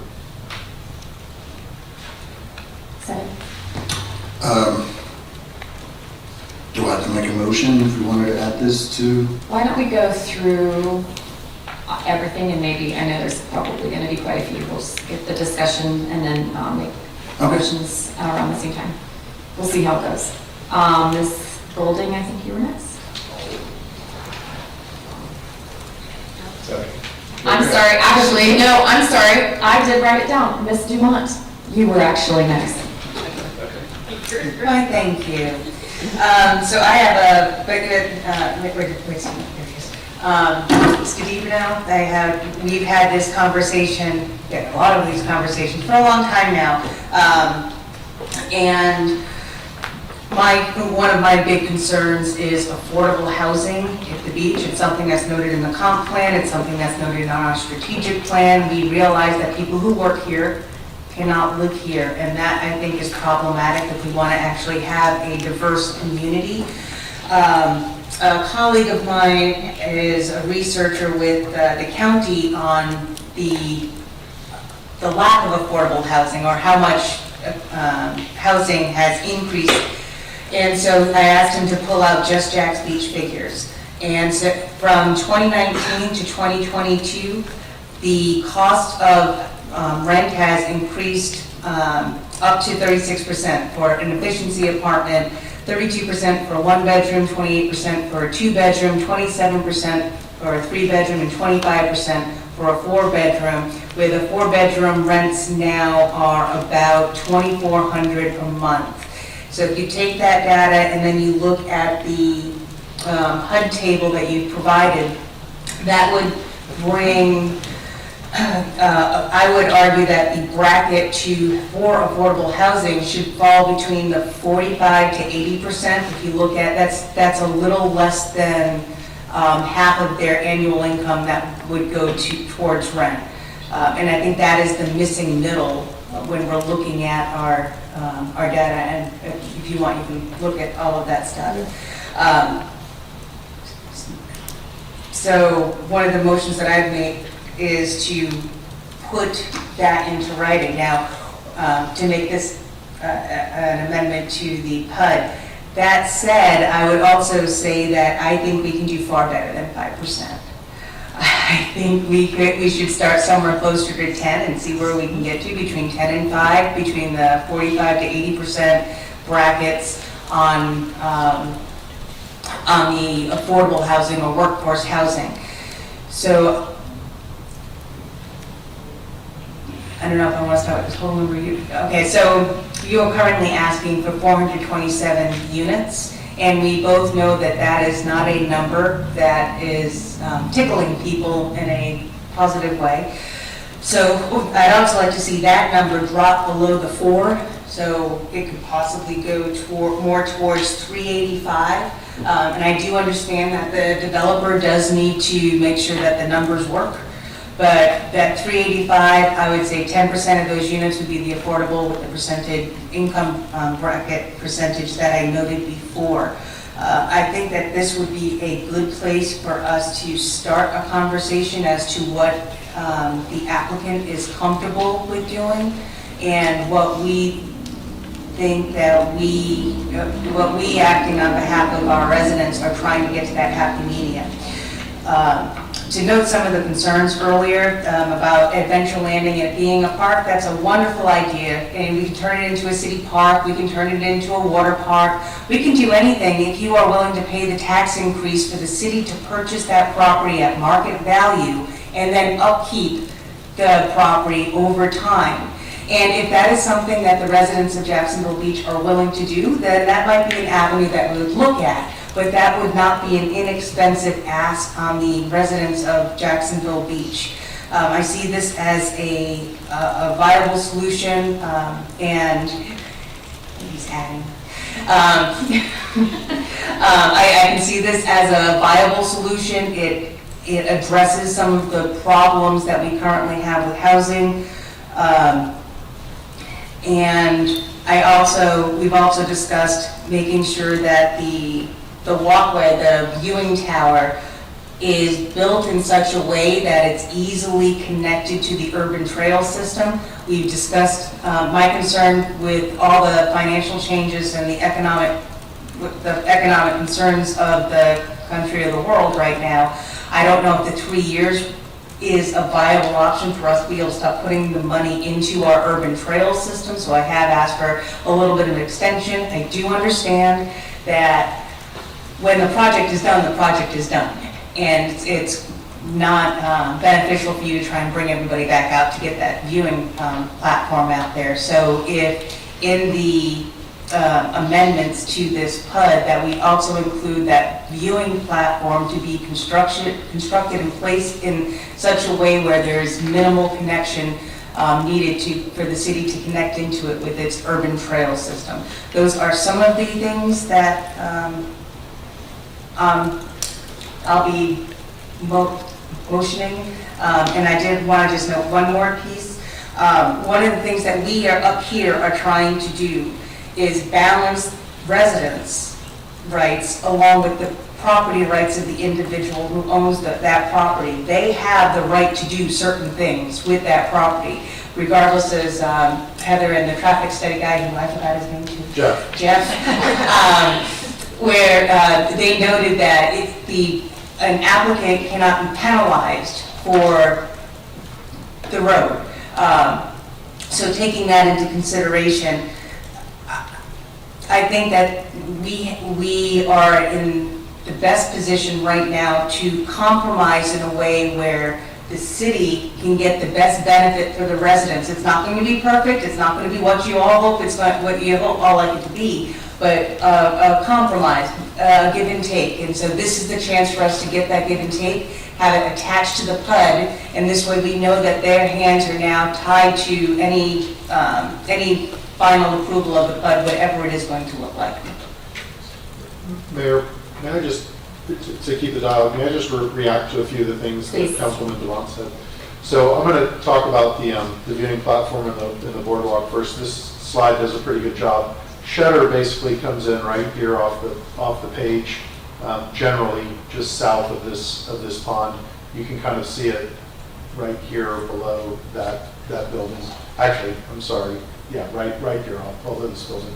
So this what I've done here is I've made in the condition, which I'll hand that out in just a moment too. I'll give it to the clerk right after I get done speaking. What I've done is I've proposed that it be extended down perpendicular with Shutter, so that if the city decides in the future to build a walkway along Shutter, that we would not only agree that we would give an easement, again, subject to Water Management District approval, which we have met with them and we think that we can achieve that, but we would use commercially reasonable efforts to get that secured so that there would be an easement for that walkway coming off of Shutter to extend onto our property. But also, because it's drawn down to where it's built perpendicular to Shutter, that means that the city wouldn't be incurring a cost, for example, to turn north and go back up to our property or go way far out into Anyway, so that's the thinking anyway on the viewing platform in the boardwalk. We pull it down perpendicular with Shutter, and we use our commercially reasonable efforts to provide an easement and help with permitting on that. As to the number of units, this will be something that we'll talk about more later, but again, the 427 units, the maximum density on this site, given this number of acres, is I think 436 units. So we're not asking for the maximum, we're asking for something a little bit less. But that number, 40 units an acre, is not one that we made up. That's out of the comprehensive plan. So we feel like the 427 is something that's well within our rights, well within the comprehensive plan's vision for this type of development. But again, we're acknowledging that we want to be a part of the problem, part of the solution, solving the problems. And so there is some movement in the unit count, but as the units go down, then the percentage of units that we're able to provide for affordable housing will also go down, because it costs the same to build the unit, whether it's an affordable unit or a market rate unit.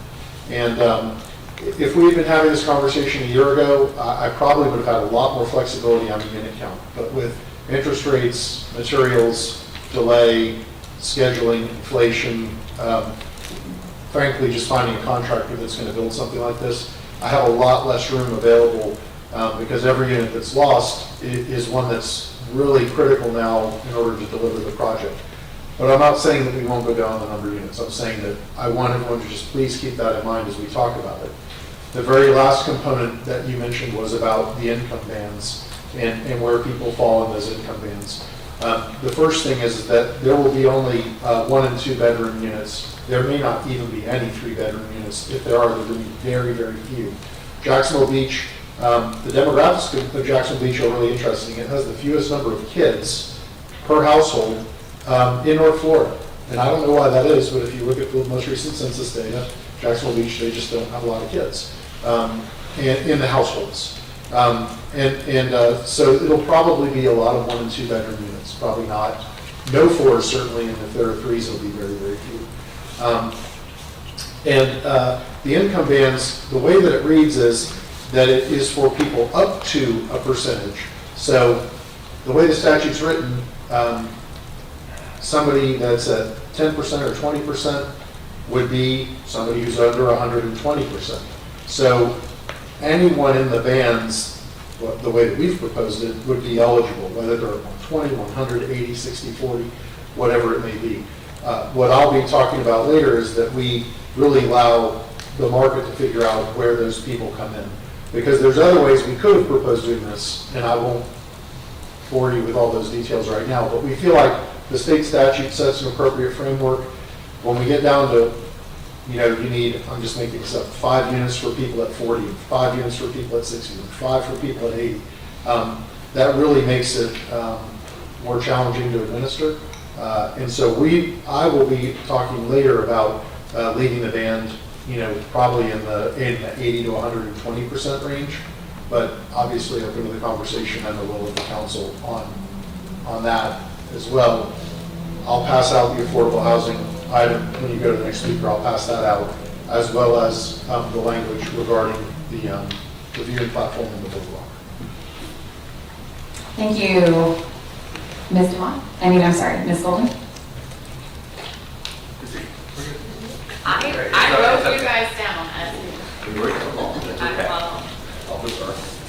Okay, thank you, Mr. Nichols.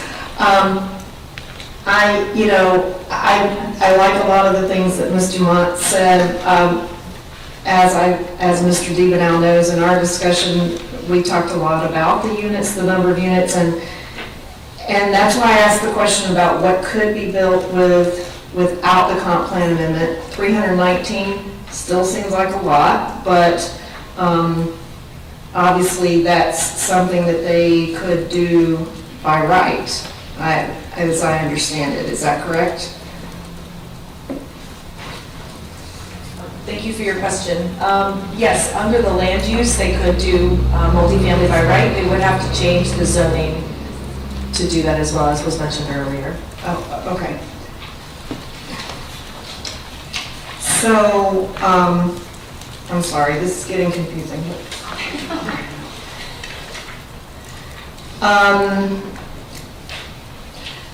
So I like the idea of the 10% that are affordable. If there's any way that I would like to just add my 2 cents there to Mr. DiBenau and the reduction of units to 385, if that's possible.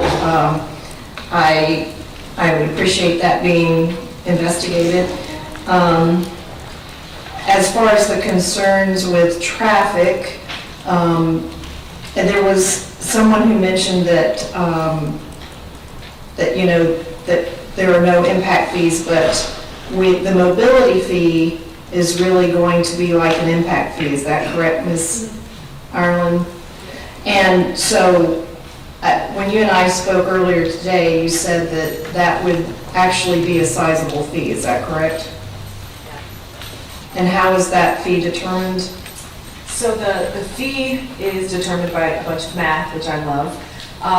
It's basically taking the trips that are estimated to be generated from the project and there's, like I said, this whole math problem and figuring out, we do internally based on projects we have planned in the CIP for next year, what the cost of those improvements are going to be. And then we assign basically a value to each trip added to our network. So I don't have that number for 23 yet. We're still working on it as we go through the budget and pull out those projects for urban trails, sidewalks, bike racks, et cetera, and coming up with that mobility fee. Right now for 22, it's $50 a trip. So multiply that times the 2,500 trips they're adding, it is a sizable amount. I do expect that number to go up. I just don't have that number ready. So yes, there will be a sizable impact on our mobility fee that we can then turn around and use for some of these pedestrian and bicycle and transit-oriented projects and infrastructure. Okay. And I'd like to just mention that I do appreciate all the work that Mr. DiBenau has done as far as the proposed amendments that are kind of going around us right now. But because obviously you're listening to what people are saying, and I do appreciate that. So I'd like to, again, the affordable housing, the workforce housing, very important part of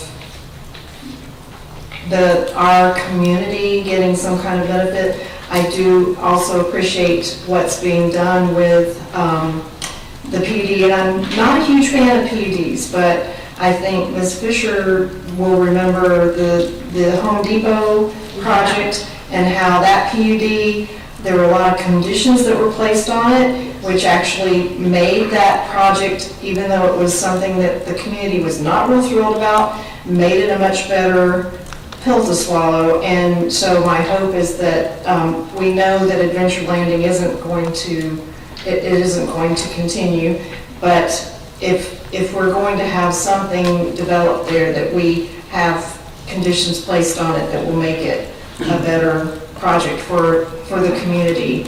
And the conservation piece of what you're proposing to do with the comp plan amendment and the PUD, I think is a very, very important piece of this project too, and I want to thank you for that.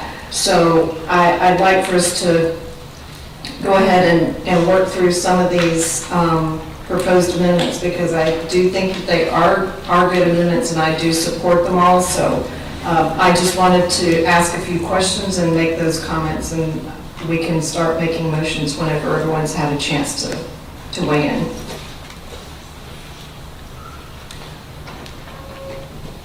Thank you, Ms. Golding.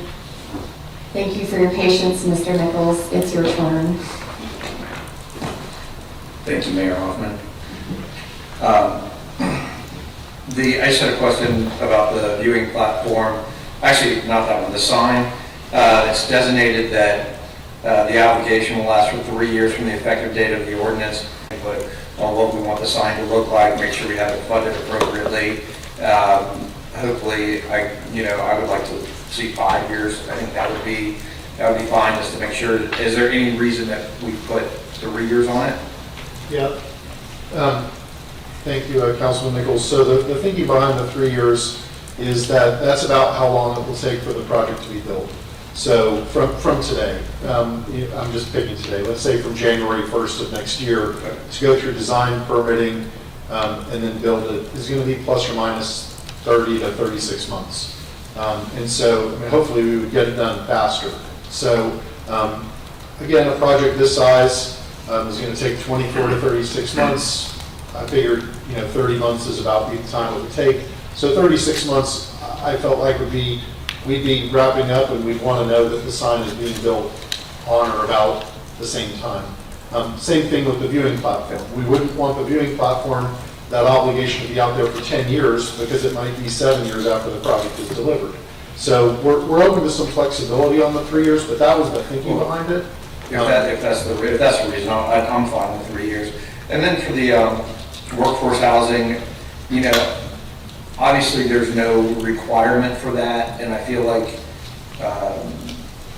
the applicant has gone like above and beyond on a lot of this and saying, we're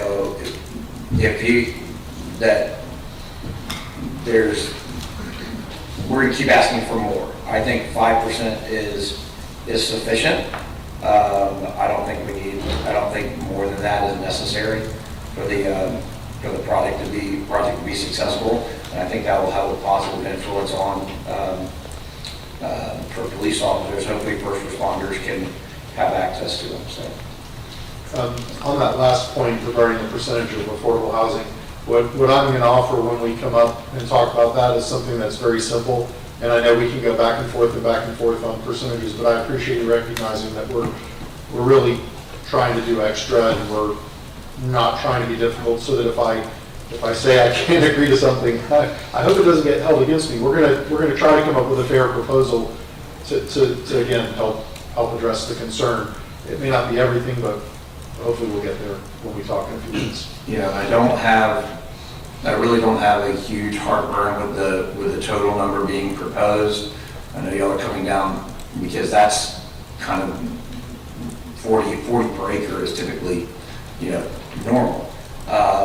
Going substantially less than that and holding on to that, I think is going to put us in a situation where in the future we've got to change the land use, I guess, or whatever the code is as the 40 per acre. But I'm fine with that number. I mean, 400 seems like a more reasonable number to me, much lower than that. If y'all are going to offer, obviously we'll take it, but I don't think it's not critical from my perspective. Mr. Stokes.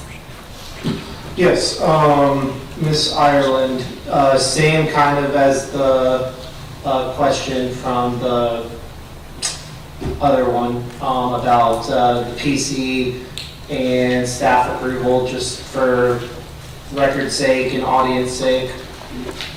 Sure. Thank you, Councilman Stokes. Yes, the Planning Commission made a motion to approve the rezoning as well that did not pass. Okay. So same outcome. Same outcome. Essentially no recommendation. Essentially no recommendation, and then staff approval, Yes, staff is also recommending approval, assuming that the land use also got approved, since they are, one has to come before the other. Okay, thanks. And then I'm supportive of all of Mr. Devenal's draft amendments that he sent. Just real quick, lighting restriction, viewing platform, welcome sign, workforce housing, and tree protection. The one thing I would like to say about workforce housing is, been talking about it, going on 8 months now, with NEPA and NEFAR and all of those. And I'm a firm believer of incentivizing the developers to do workforce housing and not punishing them into doing workforce housing. And what I can say is them offering up 5%.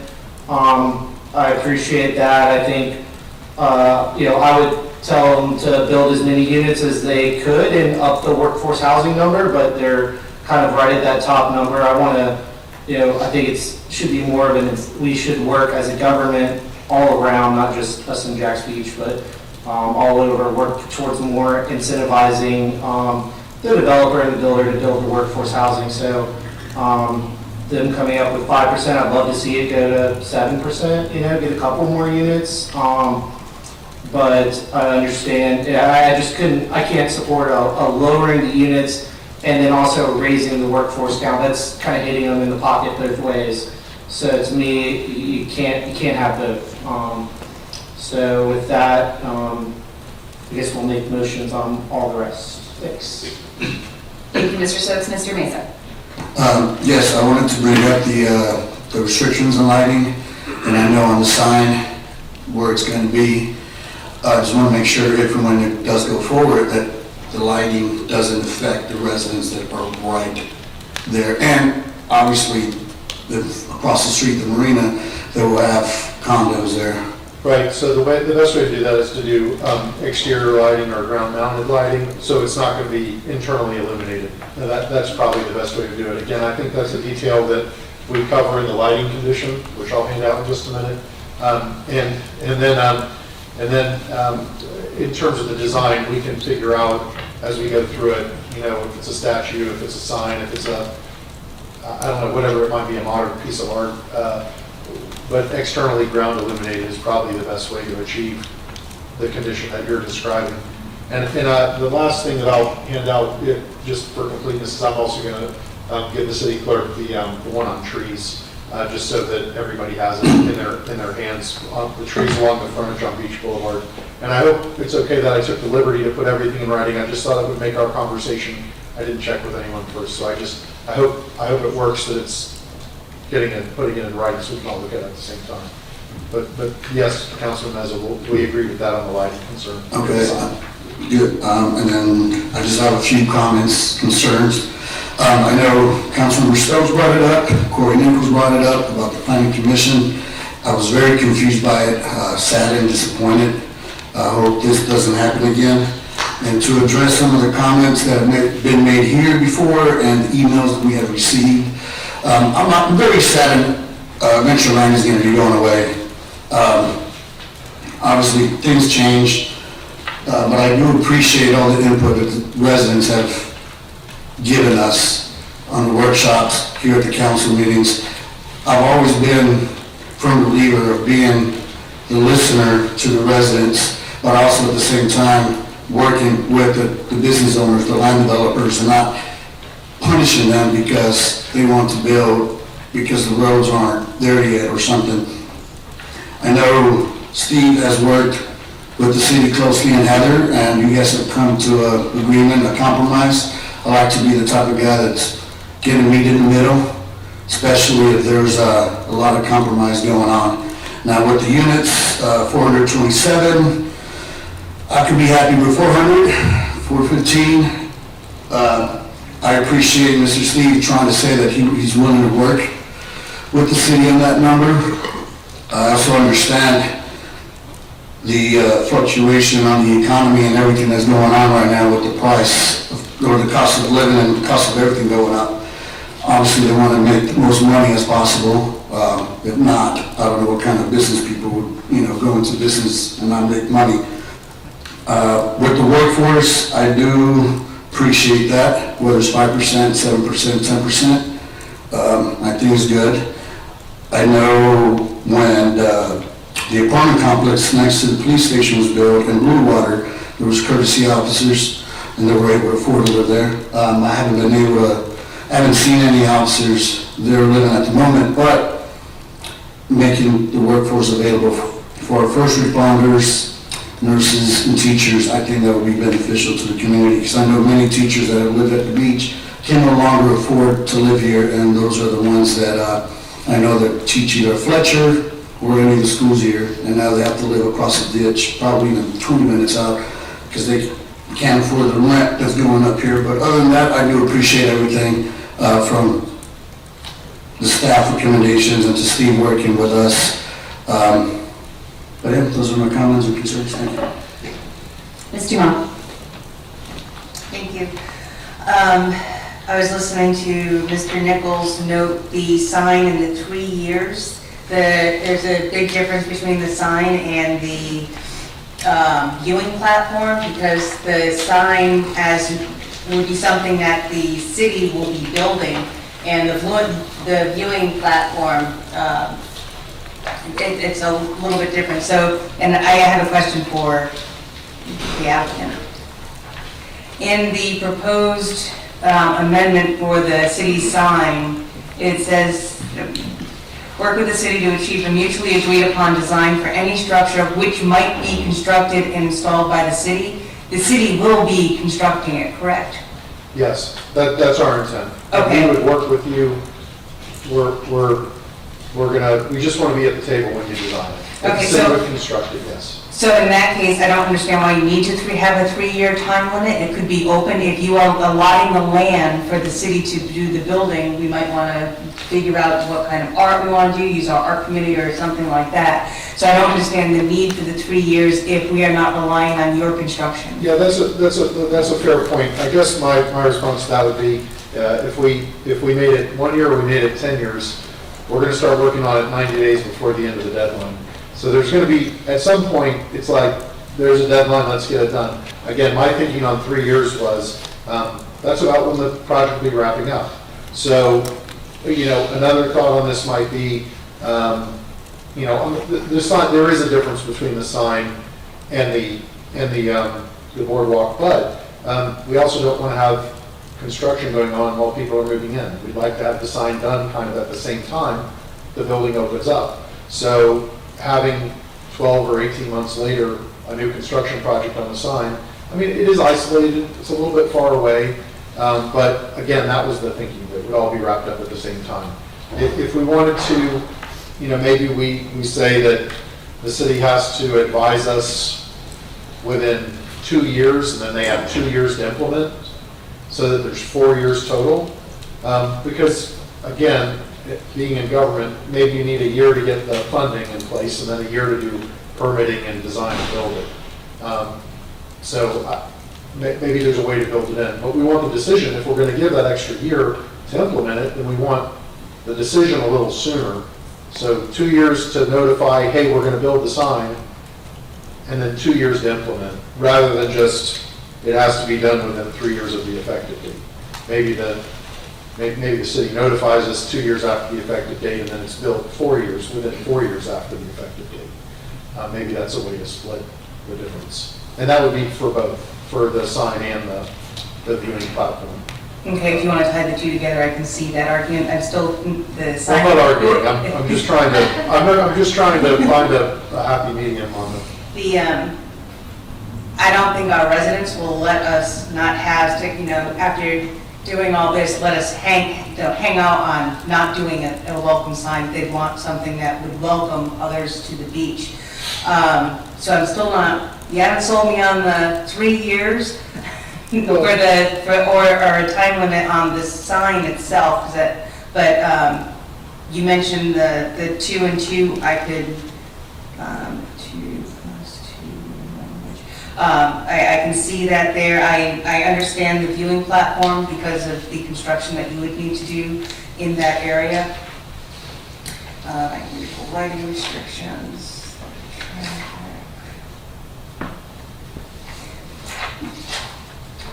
Back to the workforce housing. You are correct, obviously correct on this part. You don't have to do workforce housing, but you also want this PUD. And we can make it part, like, we need you to do the workforce housing. We don't want to make it so it's not financially viable for the applicant. We don't want to go to, like, it's not going to all be affordable housing. So I understand that, but I do think that you still have some more wiggle room, especially since there's a great argument that this helps with public value. It makes this a more livable place for individuals. I can go from the 10 down to, I like Fernando's 7, I think you said 7 as well, but I don't think I can go lower than 7% affordable housing units. I am slightly, but with that 7%, I'm going to go down from 10 to 7, I would say you need to add a couple 3 bedrooms. Because people still do have it. So even up here on the dais, even though now you got 3, the majority of the kids come from the minority of the council. There are people out there who do have kids. Right. So I feel like I'm on Shark Tank. And so I feel like I've got an offer, and I don't want to, I don't want to upset Mr. Cuban over here. I don't know who Mr. Wonderful is, but anyway, I hear you on the 3-bedroom unit question. So that's an even bigger ask, because we don't know what the ideal unit mix is going to be. So I can't, what I would say on the 3-bedroom, number of 3-bedroom units, I would ask that we just hold that and give me time to confer with the development team before November 7th, before the next meeting. And I will take that as an open issue that I will try to get answered on whether or not we can do any 3-bedrooms. Right now, the plan, I believe, is none. So let's just, if we could, I would like to hold that aside. On the percentages, kind of work with me here for a minute. I'm just going to use round numbers. If we have 425 units and we go down to 400 units, that's a reduction of about 6%. And then if we do 5% of those 400 as affordable units, now we've lowered our total unit count by 11%, plus or minus, if you hang with me there on the math. So the 7% in a vacuum at 427 units is something that I think we could do. If we go down closer to 395, then I'm going to be talking more about staying closer to the 5%. And these numbers, like the 5% and 7%, those numbers are not mistakes. We've looked at our pro forma, we've tested the sensitivity to it, and that's the range. So it's really a trade-off on unit counts versus percentages. So the closer we are to 427, the easier it is to agree to 7%. The closer we are to 385, then we're going to be at 5%. And then somewhere in there, we also have to talk about the AMI ranges. So what I'm trying to do is to balance all three of those moving pieces. So to me, it's 399 units with 7% at 100% AMI. That would be kind of where my brain goes, balancing all of those, because we get below 400 units. We've increased the percentages to 7%, and the 100% AMI, even 120% AMI, honestly, still is workforce housing given the incomes. But showing a little bit of give on each metric is kind of where I am, and I'm really not trying to bargain. I'm just trying to illustrate how I think about the issue when we get to the motion. Okay, I'm comfortable with that as long as those units are interspersed throughout the property. And so it's, as soon as somebody comes in and they say, this is my income, and they qualify for that, and there's a percentage, and unit B is open, and it's got the best view overlooking the pool or something, that would be the one that they would go to. Right, no, I understand. I understand that concept as well, and that's one that we can add to the language today. The other thing I would say is, obviously you're going to move and adopt several amendments this evening, I hope. If you do, if we miss words, Attorney Robinson and I can work together, or Heather, or the three of us can work together to wordsmith it. For example, adding 3-bedroom units, if that's something, we can work on that between now and November 7th as well. So I don't want to leave anybody the impression that whatever we come up with today has to be exactly 100% perfect. We have a little bit of time to clean them up, and we're willing to put in that work to make sure everyone's comfortable with the words that are written down. No, I want to thank you for your flexibility, and I know that you have to get all this finalized and approved by the applicant, but...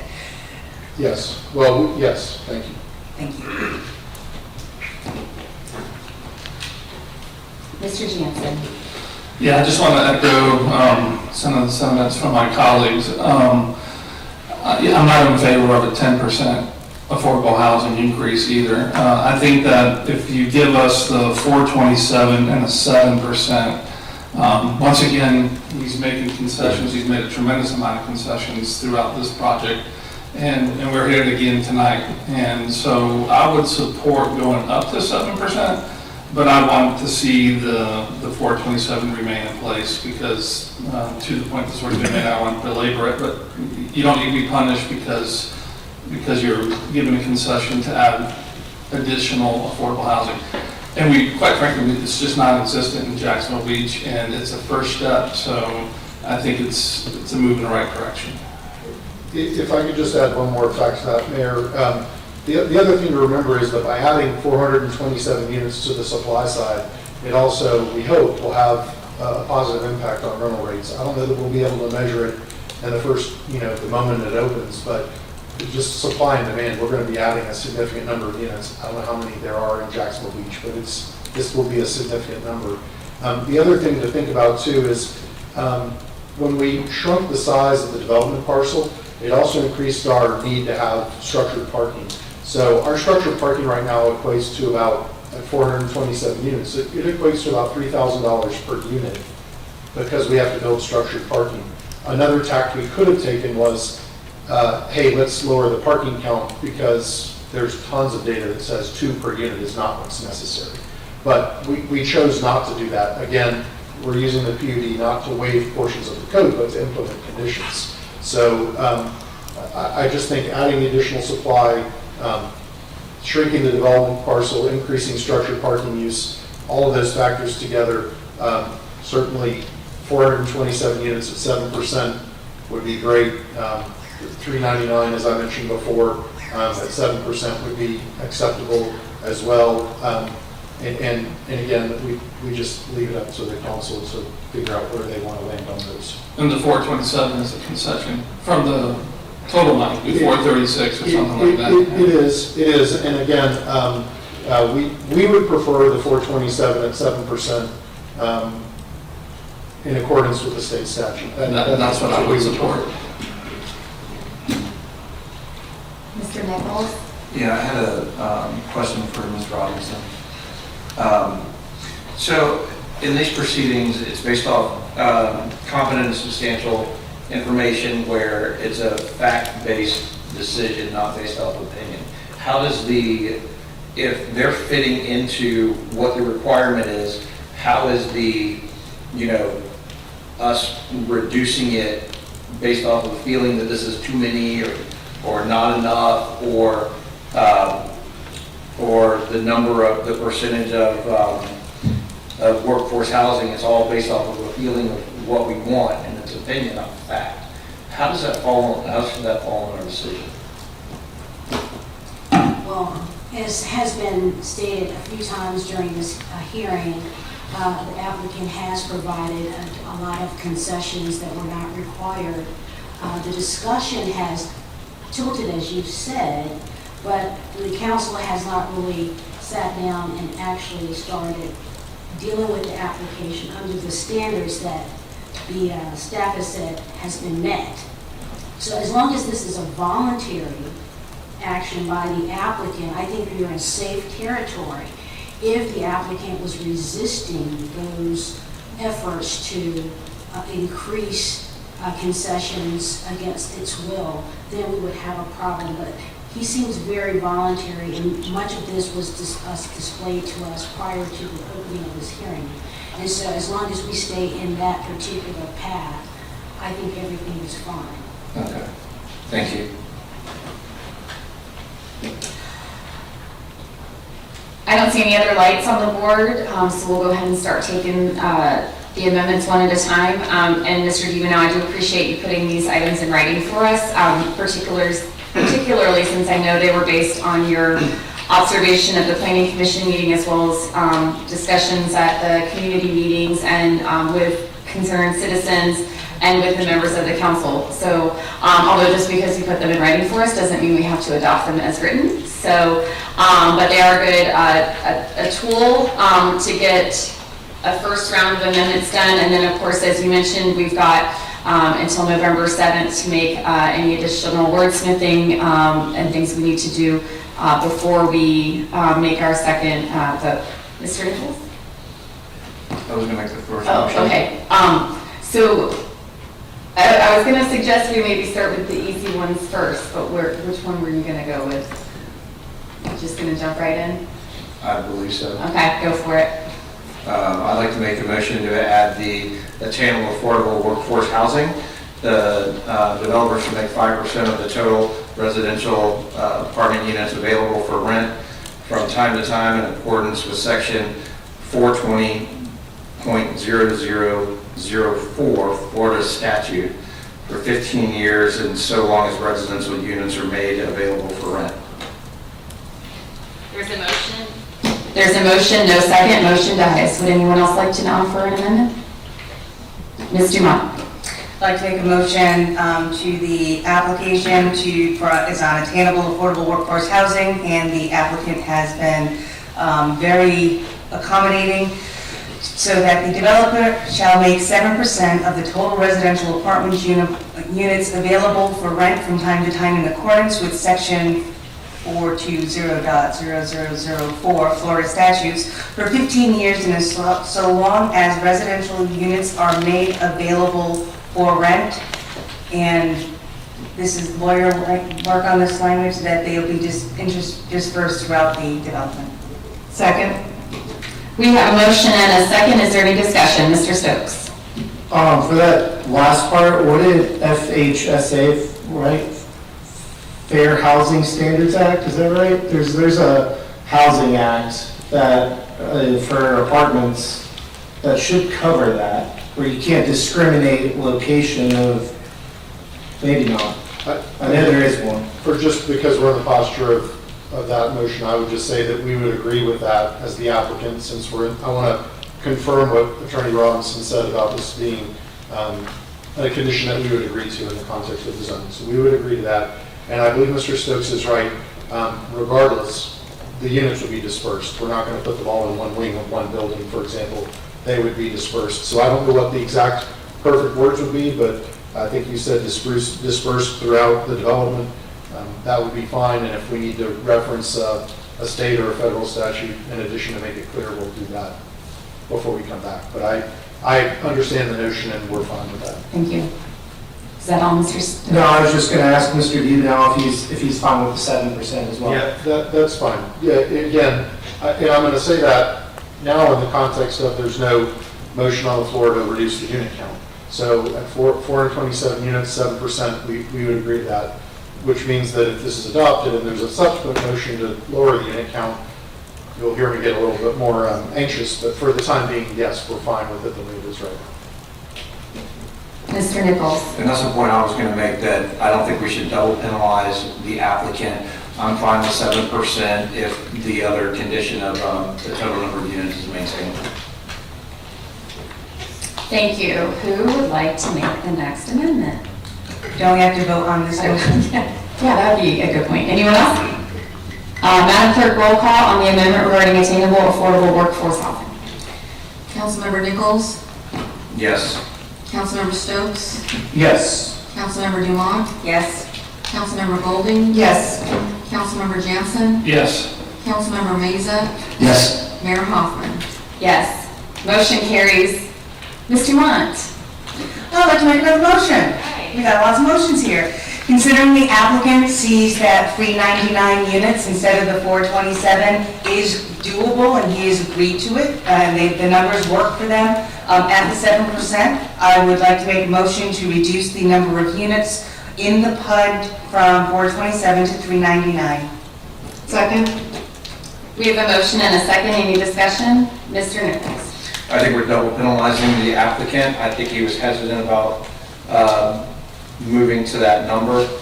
I'd like to offer a amendment to 415 units. Can I make an amendment to that amendment? Sure. Is there a second to Mr. Nichols' amendment to 415? Second. We have a second from Mr. Meza. Discussion on moving to 415 instead of 399. Ms. Dumont. I'm not sure why the applicant was willing for that. It's not a double penalty. It's something that he was willing to do, and it's better for, one of the concerns, I was trying to balance out also the concern of traffic and increased density within the city, and this is another avenue that we would be able to use to address that. And so I'm not sure why you're pushing for more units when we're really trying to get it down to a number he's agreed to. Mr. Dino. So again, I used the 399, 7%, 100% AMI, and I think what I said was that's how my brain is working. Like that is how I think about the issue. So let's talk specifically about all three components again. So 7% is fine. Obviously 415 is better than 399, and that would be great.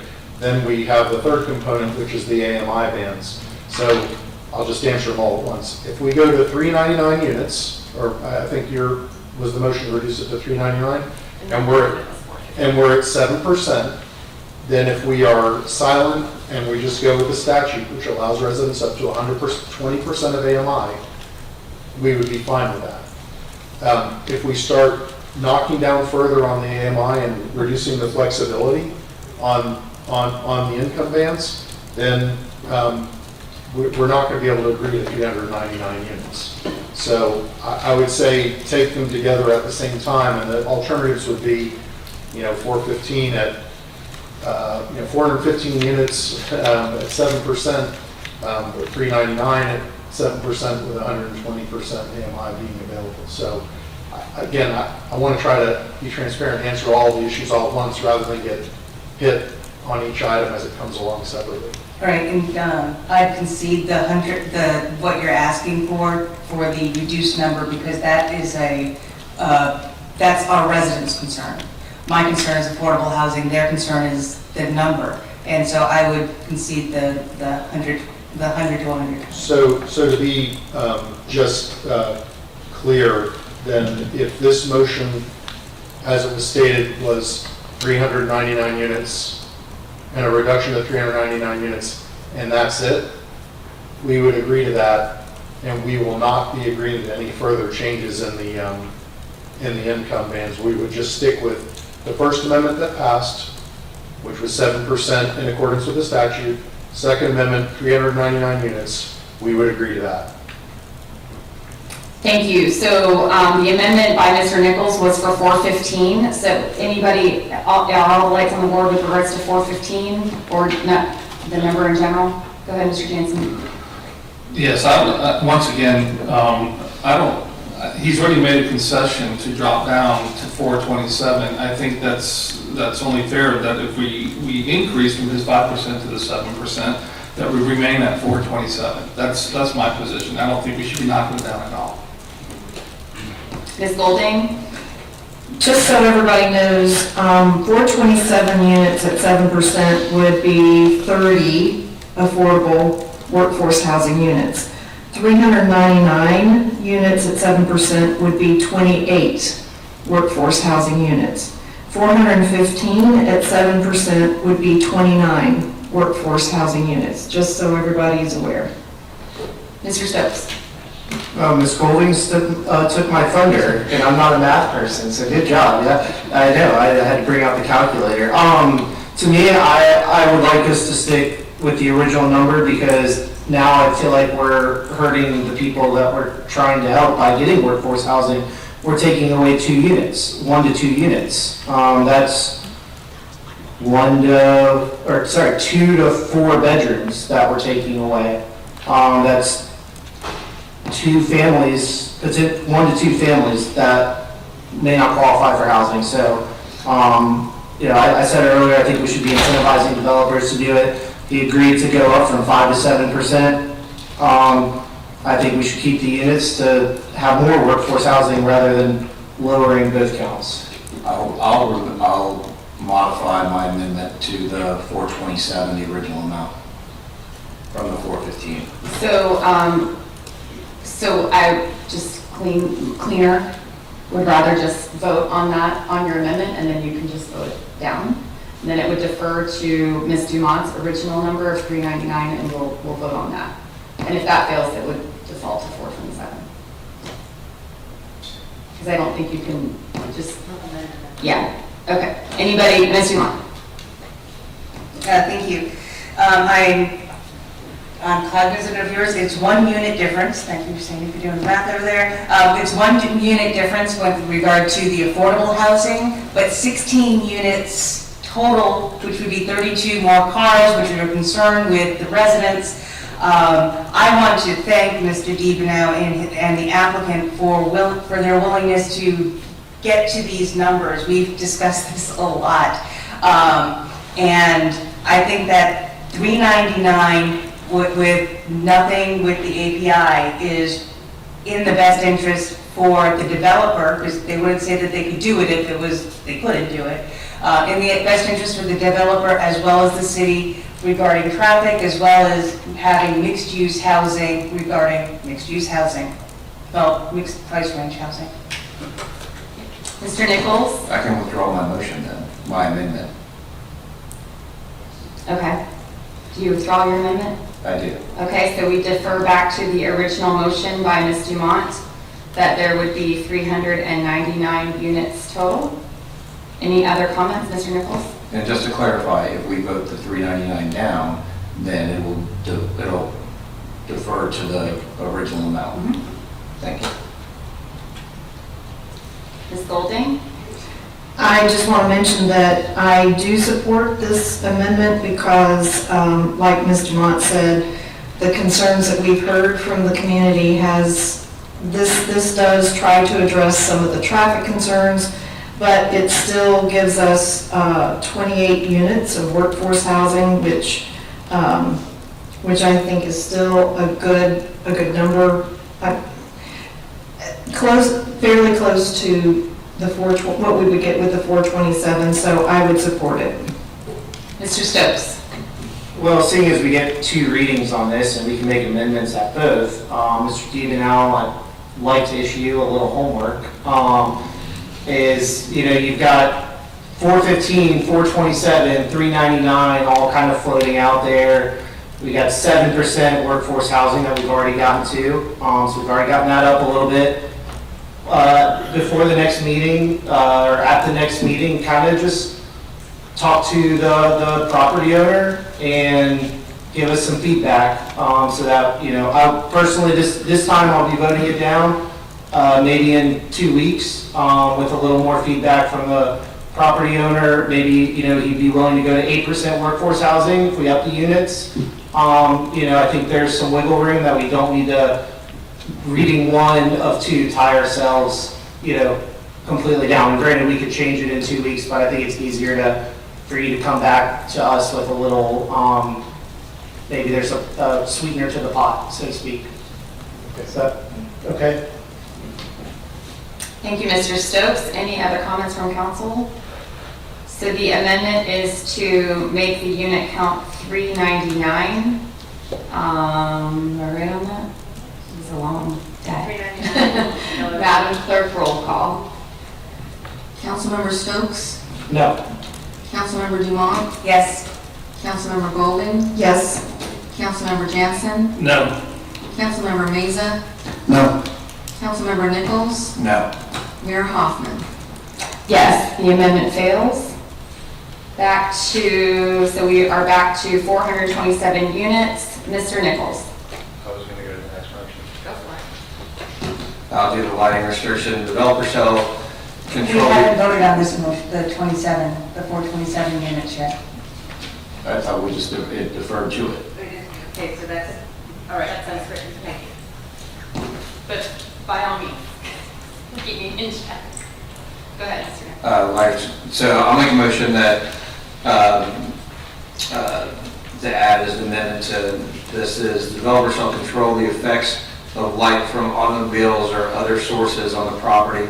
All lighting on the building and in parking lots shall be pedestrian oriented and shall be self-contained as to have no glare or light pollution negatively impacting nearby residential uses. Second. We have a motion and a second. Any discussion? I really thought you guys were going to start with the easy ones, but I guess we're getting there. Madam Clerk, roll call.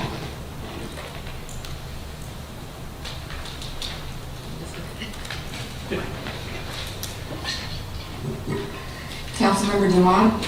Yes. Councilmember Golding? Yes. Councilmember Jansen? Yes. Councilmember Meza? Yes. Councilmember Nichols? Yes. Councilmember Stokes? Yes. Mayor Hoffman? Yes, the amendment passes. Anybody? Mr. Mesa? The motion that I'd like to make is on the welcome sign, city entry feature. Make a motion, the developer shall make a parcel of land available to the city in the northwest corner of the property as depicted in the site plan to accommodate a welcome sign or iconic entry feature for residents and visitors entering Jacksonville Beach. The developer shall work with the city to achieve a mutual agreed upon design for any structure which might be constructed and installed by the city at no cost to the developer. This obligation will last for 4 years from the effective date of the ordinance approving the rezoning. Second. We have a motion and a second. Mr. Stokes. Yeah, I'd like to motion to amend the 4 years broken down into 2 years to notify the developer and 2 years to build. Second. We have a motion and a second to amend, to break up the 4 years to 2 years to notify and 2 years to build. Mr. Mason, did you have a comment on that? Any comments on breaking it up 2 and 2? Madam Clerk, roll call on the amendment to the amendment. Councilmember Golding? Yes. Councilmember Jansen? Yes. Councilmember Meza? Yes. Councilmember Nichols? Yes. Councilmember Stokes? Yes. Councilmember Dumont? Yes. Mayor Hoffman? Yes, the amendment carries. Any discussion on the original amendment, Ms. Golding? I'd like to propose an amendment that we add that the sign will be illuminated with ground-mounted lighting. Second. We have a motion and a second to add the sign be illuminated with ground-mounted lighting. Any discussion on that portion? Mr. Jansen? I'd like to see more studies done on this before I put that as a hard, fast rule in place. Let our community kind of look at it and see what ideas they come up with. Ms. Dumont?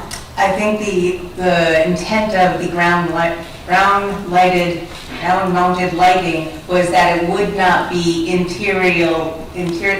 through the interior. So if you changed it around to say that that's not allowed, it provides a lot more options for the sign to be illuminated. I'd be happy to revise my amendment to say that the welcome sign will not be interior illuminated. Second. Okay, we have a revised amendment and a second that it will not be interior. Internal, I think Interior. internally or externally, so it's either externally lit or not internally lit. That would be, I think, is what the word we were struggling for there. Like you said. Okay, so we have a motion and a second to say that the sign will be not internally lit. Mr. Stokes?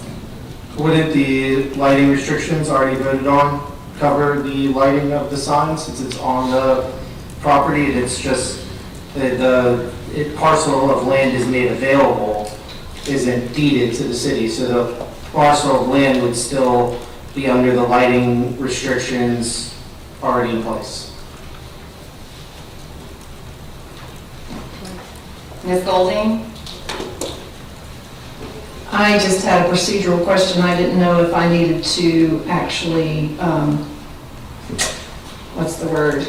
My previous amendment that I needed to withdraw the previous one? You did. Well, I wasn't sure that Oh, you amended it. I amended it, but I didn't know if I needed to withdraw it first before I amended.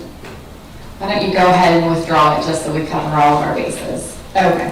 I would like to withdraw my amendment and propose a new amendment that the sign would not be internally illuminated. Second. And we have a second. Any discussion on the sign being not internally lit, illuminated? Mr. Munt? I just want to address Councilmember Stokes' question about the lighting restrictions. This is just like a backup. There are a lot of different ways that a light can be internally illuminated where it would not break some of those, so it might not be distracting. So this is just a stronger proprietors. Ms. Golding? And I would just say that I think it doesn't help, the clarity would be helpful and not hurtful, I don't believe. I think on this one in particular, I would like staff to take a look at this to make sure that we have the verbiage, how we want it between now and the second reading. For example, do we need to state that we will be granted an easement for this sign and things like that? So I think this one has a little more work to do. Ms. Ireland? Can I just address the lighting? So, yeah, as Mr. Devenow stated, it's either internally illuminated, lights on the inside, or not. But there are standards already in the code that we would make sure the sign follows that kind of meet the lighting standards that you've applied to the whole property. So to kind of stick with that will be consistent if we stay within the code. Thank you. Any other comments? Okay. Ms. Newman? Yeah, I'm not sure where you're going with the deed and permitted use. This is only for their sign, it's not for our sign. I'm sorry, I finally got his lit one. Never mind, I withdraw my comment. Mr. Stephanopoulos? Yeah, you brought up a good question there, that the language of shall make a parcel of land available. Does that mean that land is going to be deeded to the city of Jacksonville Beach, or is that a perpetual easement that will be granted by the property ownership? That's a great question that I hadn't thought of yet. That's a great example. We'll figure out the proper format. And again, it's the community sign.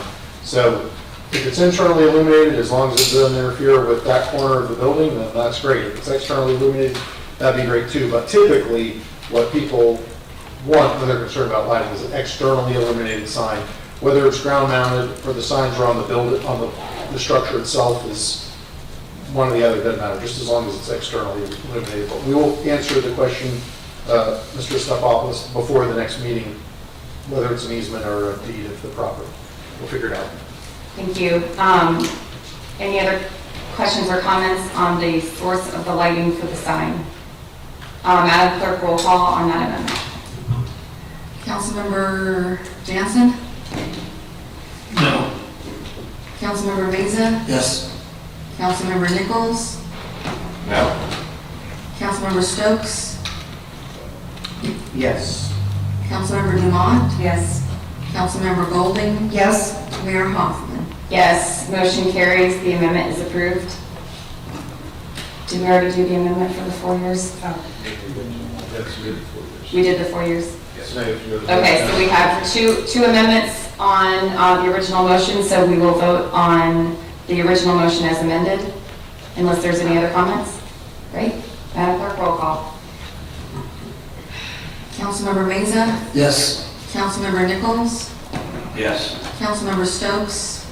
Yes. Councilmember Dumont? Yes. Councilmember Golding? Yes. Councilmember Jansen? Yes. Mayor Hoffman? Yes, motion carries. Ms. Dumont? I'd like to make a motion regarding, I'd like to make an amendment regarding the viewing platform connection, and to read, the developer shall construct a sidewalk and viewing platform that extends south from the property line until it is at a minimum perpendicular with Cheddar Avenue in a location reasonably determined by the developer. The developer shall permit a city-sponsored connection to the viewing platform from Cheddar Avenue. The developer will provide commercially reasonable easements and assistance permitting any connection to the viewing platform by the city. This obligation will last for 3 years from the effective date of the ordinance approving the rezoning. Second. We have a motion and a second. Discussion on the viewing platform. Ms. Dumont, your light's still on. Did you want Ms. Golding? I have a question for Ms. Dumont. You used the word sidewalk instead of walkway, and so I wanted to ask the applicant, does that matter to you? Because I don't know if it could possibly need to be elevated, or if that terminology needs to be more specific or not. Well, this is a connection that the city would be constructing, so whether it's a sidewalk or a raised walkway is going to be up to the city. So we don't really care what you call it, but Cheddar is pretty much water from the end of the street and the entrance to Jardín del Mar. it's pretty much water all the way, so you get, coastal. So it will most likely be a raised This was the first sentence, the developer shall construct a sidewalk, is what she said, and viewing platform. Ms. Golding, I'll take that as a friendly amendment, and yes, you can change sidewalk to walkway. I see, I'm so sorry, I was confused. Yes. Yeah, I was talking about your connection, you were asking about developer connection. Yeah, walkway or sidewalk, it's likely gonna be an elevated, it's a walkway, that's fine. What I wrote Thank you, was- Ms. Pond. Thank you.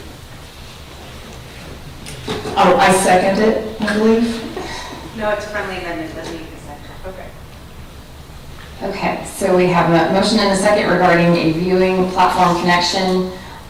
Question for city manager, is 3 years long enough for us, or do we need to extend that? And also, follow-up question, at one point I thought the developer was going to be contributing to the city's connection to the development's walkway. Let's start with the first question first, the time frame. As you're aware, we're still in the process of finalizing the urban trail master plan to bring back in front of you and prioritizing cars. I'd like to think we've done a really good job of training the directors to drop new projects in year 5 of the upcoming CIP. So if there's any way we could extend this 3 out to 5, I think that would be beneficial to the city. And then to my second question, Mr. DiBenacco. So, I think this is one where we're gonna need to get a little bit more information. I think as long as the project is done within 5 years, I think that will be okay. So for purposes of conversation tonight, I think we can agree to 5 years. When we originally were proposing to make a contribution towards the construction, it was when that project was gonna be developed and we were gonna build it, we were gonna design it, we were gonna do everything ourselves to make the connection. We abandoned that part of the conversation because of how complicated it got with the neighborhoods further down the road. So as far as a contribution to the cost, I don't have that authority this evening, but I'll take that back and see if I can get some authority. Right now, what I would say is that we could agree to the 5 years. I want to confirm it, but for tonight, let's agree to 5 years. I'll get back on the authority on the sharing of costs, and then I also have as a takeaway, Mr. Stokes' request that we look at the unit count before we come back, is my second, or I guess third now takeaway, just to recap. Thank you. Mr. Nichols? I guess my question is that you're going to go ahead and build yours in the first 3 years, but in the design, would it be advantageous to create it so the city could just abut onto it and just remove certain railings, but in the design process, make it so we would be adding on to it? Yeah, so that would take you guys out of the future picture. In the earlier amendment regarding the viewing platform, let me just see, hold on a second. Actually, it says that the developer shall permit a city-sponsored connection. So if you wanted to make, yes, we will make it so that it can connect. Yes, that is the intent. We're going to provide an easement. You'll need us to sign a permit application, which we will do. We'll sign the easement that gets amended by the Water Management District, and then we'll allow the connection by removing some wood or whatever is required. So the time frame is not consequential to you? As long as it's done within 5 years. So again, I want to be clear, because I know what Mr. Stefopoulos said is trained to put it in the CIP in year 5. That means it probably would have to be in the CIP maybe in year 4, or maybe in year 3 for permitting, and in year 5 for design and build or something like that. But as long as it's done within 5 years, I think we're going to be okay. I reserve the right to change my mind when I come back, but I think 5 is going to be, I think that'll be all right. Ms. Golding? I'd like to amend the motion to change the 3 years to 5 years. Second. We have a motion and a second. Any discussion on going from 3 to 5? Ms. Dumont? Yeah, I'd like a little clarity on this. I'm hearing two different things. Mr. Nichols is saying the applicant will develop up into the public land. And what I'm hearing, like onto their property to where we would then connect in, and I'm hearing from you, It's your vote. No, they were gonna build the structure that they're gonna have, and they're gonna allow the city to attach to it. Right. From where they're, right, but it's not, but they're gonna give us an easement to build to wherever they end. Right, and that was always the case? Yes. Okay, so. That was my understanding. And we need to clarify Yes, next time we can. Again, I use the language perpendicular to Shutter because our original intention was that the viewing platform would be swung out towards the intercoastal. The Water Management District staff that came and walked the site with us said maybe you should consider swinging it back closer to Shutter because there's more uplands there. And she didn't view it as an ideal location for a kayak launch. So wherever it is, whether it goes close to Shutter or out into the intercoastal, we're going to make that decision with the regulators and the permitting folks. If it's great for a kayak, we're probably going to swing it out closer towards the intercoastal. If it's not such a great place, or they really insist on it being on the existing uplands, the soil site, then it'll be swung closer to Shutter. So we're going to take the north-south cost, wherever it may go. The east-west cost is one that would be borne by the city in this example. Right, in this example, but you're going to see if you would be taking that cost. I'm going to see. That's your homework. I'm going to see if we can contribute something to the effort, yes. Any other discussion on increasing from 3 to 5 years? Madam Clerk, roll call on the amendment to the amendment. Councilmember Nichols? Yes. Councilmember Stokes? Yes. Councilmember Dumont? Yes. Councilmember Golding? Yes. Councilmember Jansen? Yes. Councilmember Meza? Yes. Mayor Hoffman? Yes, okay, the full amendment as amended to read 5 years. Madam Clerk, or any other discussion? Madam Clerk, roll call. Councilmember Stokes? Yes. Councilmember Dumont? Yes. Councilmember Golding? Yes. Councilmember Jansen? Yes. Councilmember Meza? Yes. Councilmember Nichols? Yes. Mayor Hoffman? Yes, motion carries. Ms. Golding. Well, I might as well go ahead and do the tree protection one, since that's the last one. The developer shall use commercially reasonable efforts to protect and preserve the live oak, or I make a motion that the developer shall use commercially reasonable efforts to protect and preserve the live oak trees located on the property that are identified and circled in red on the attached exhibit. Developer may remove any live oak trees that are, in the opinion of a licensed arborist, compromised and sick or dying. Developer may also remove any live oak trees that are located in such proximity to necessary infrastructure, such as sidewalks, driveways, parking spaces, drainage, curbs, etc., that they will not, in the opinion of a licensed arborist, survive the installation of such infrastructure. Developer may, in its sole discretion, remove the palm trees located on the property and identified on the attached exhibit. Any other trees located on the property shall be accounted for in accordance with the Land Development Code. Second.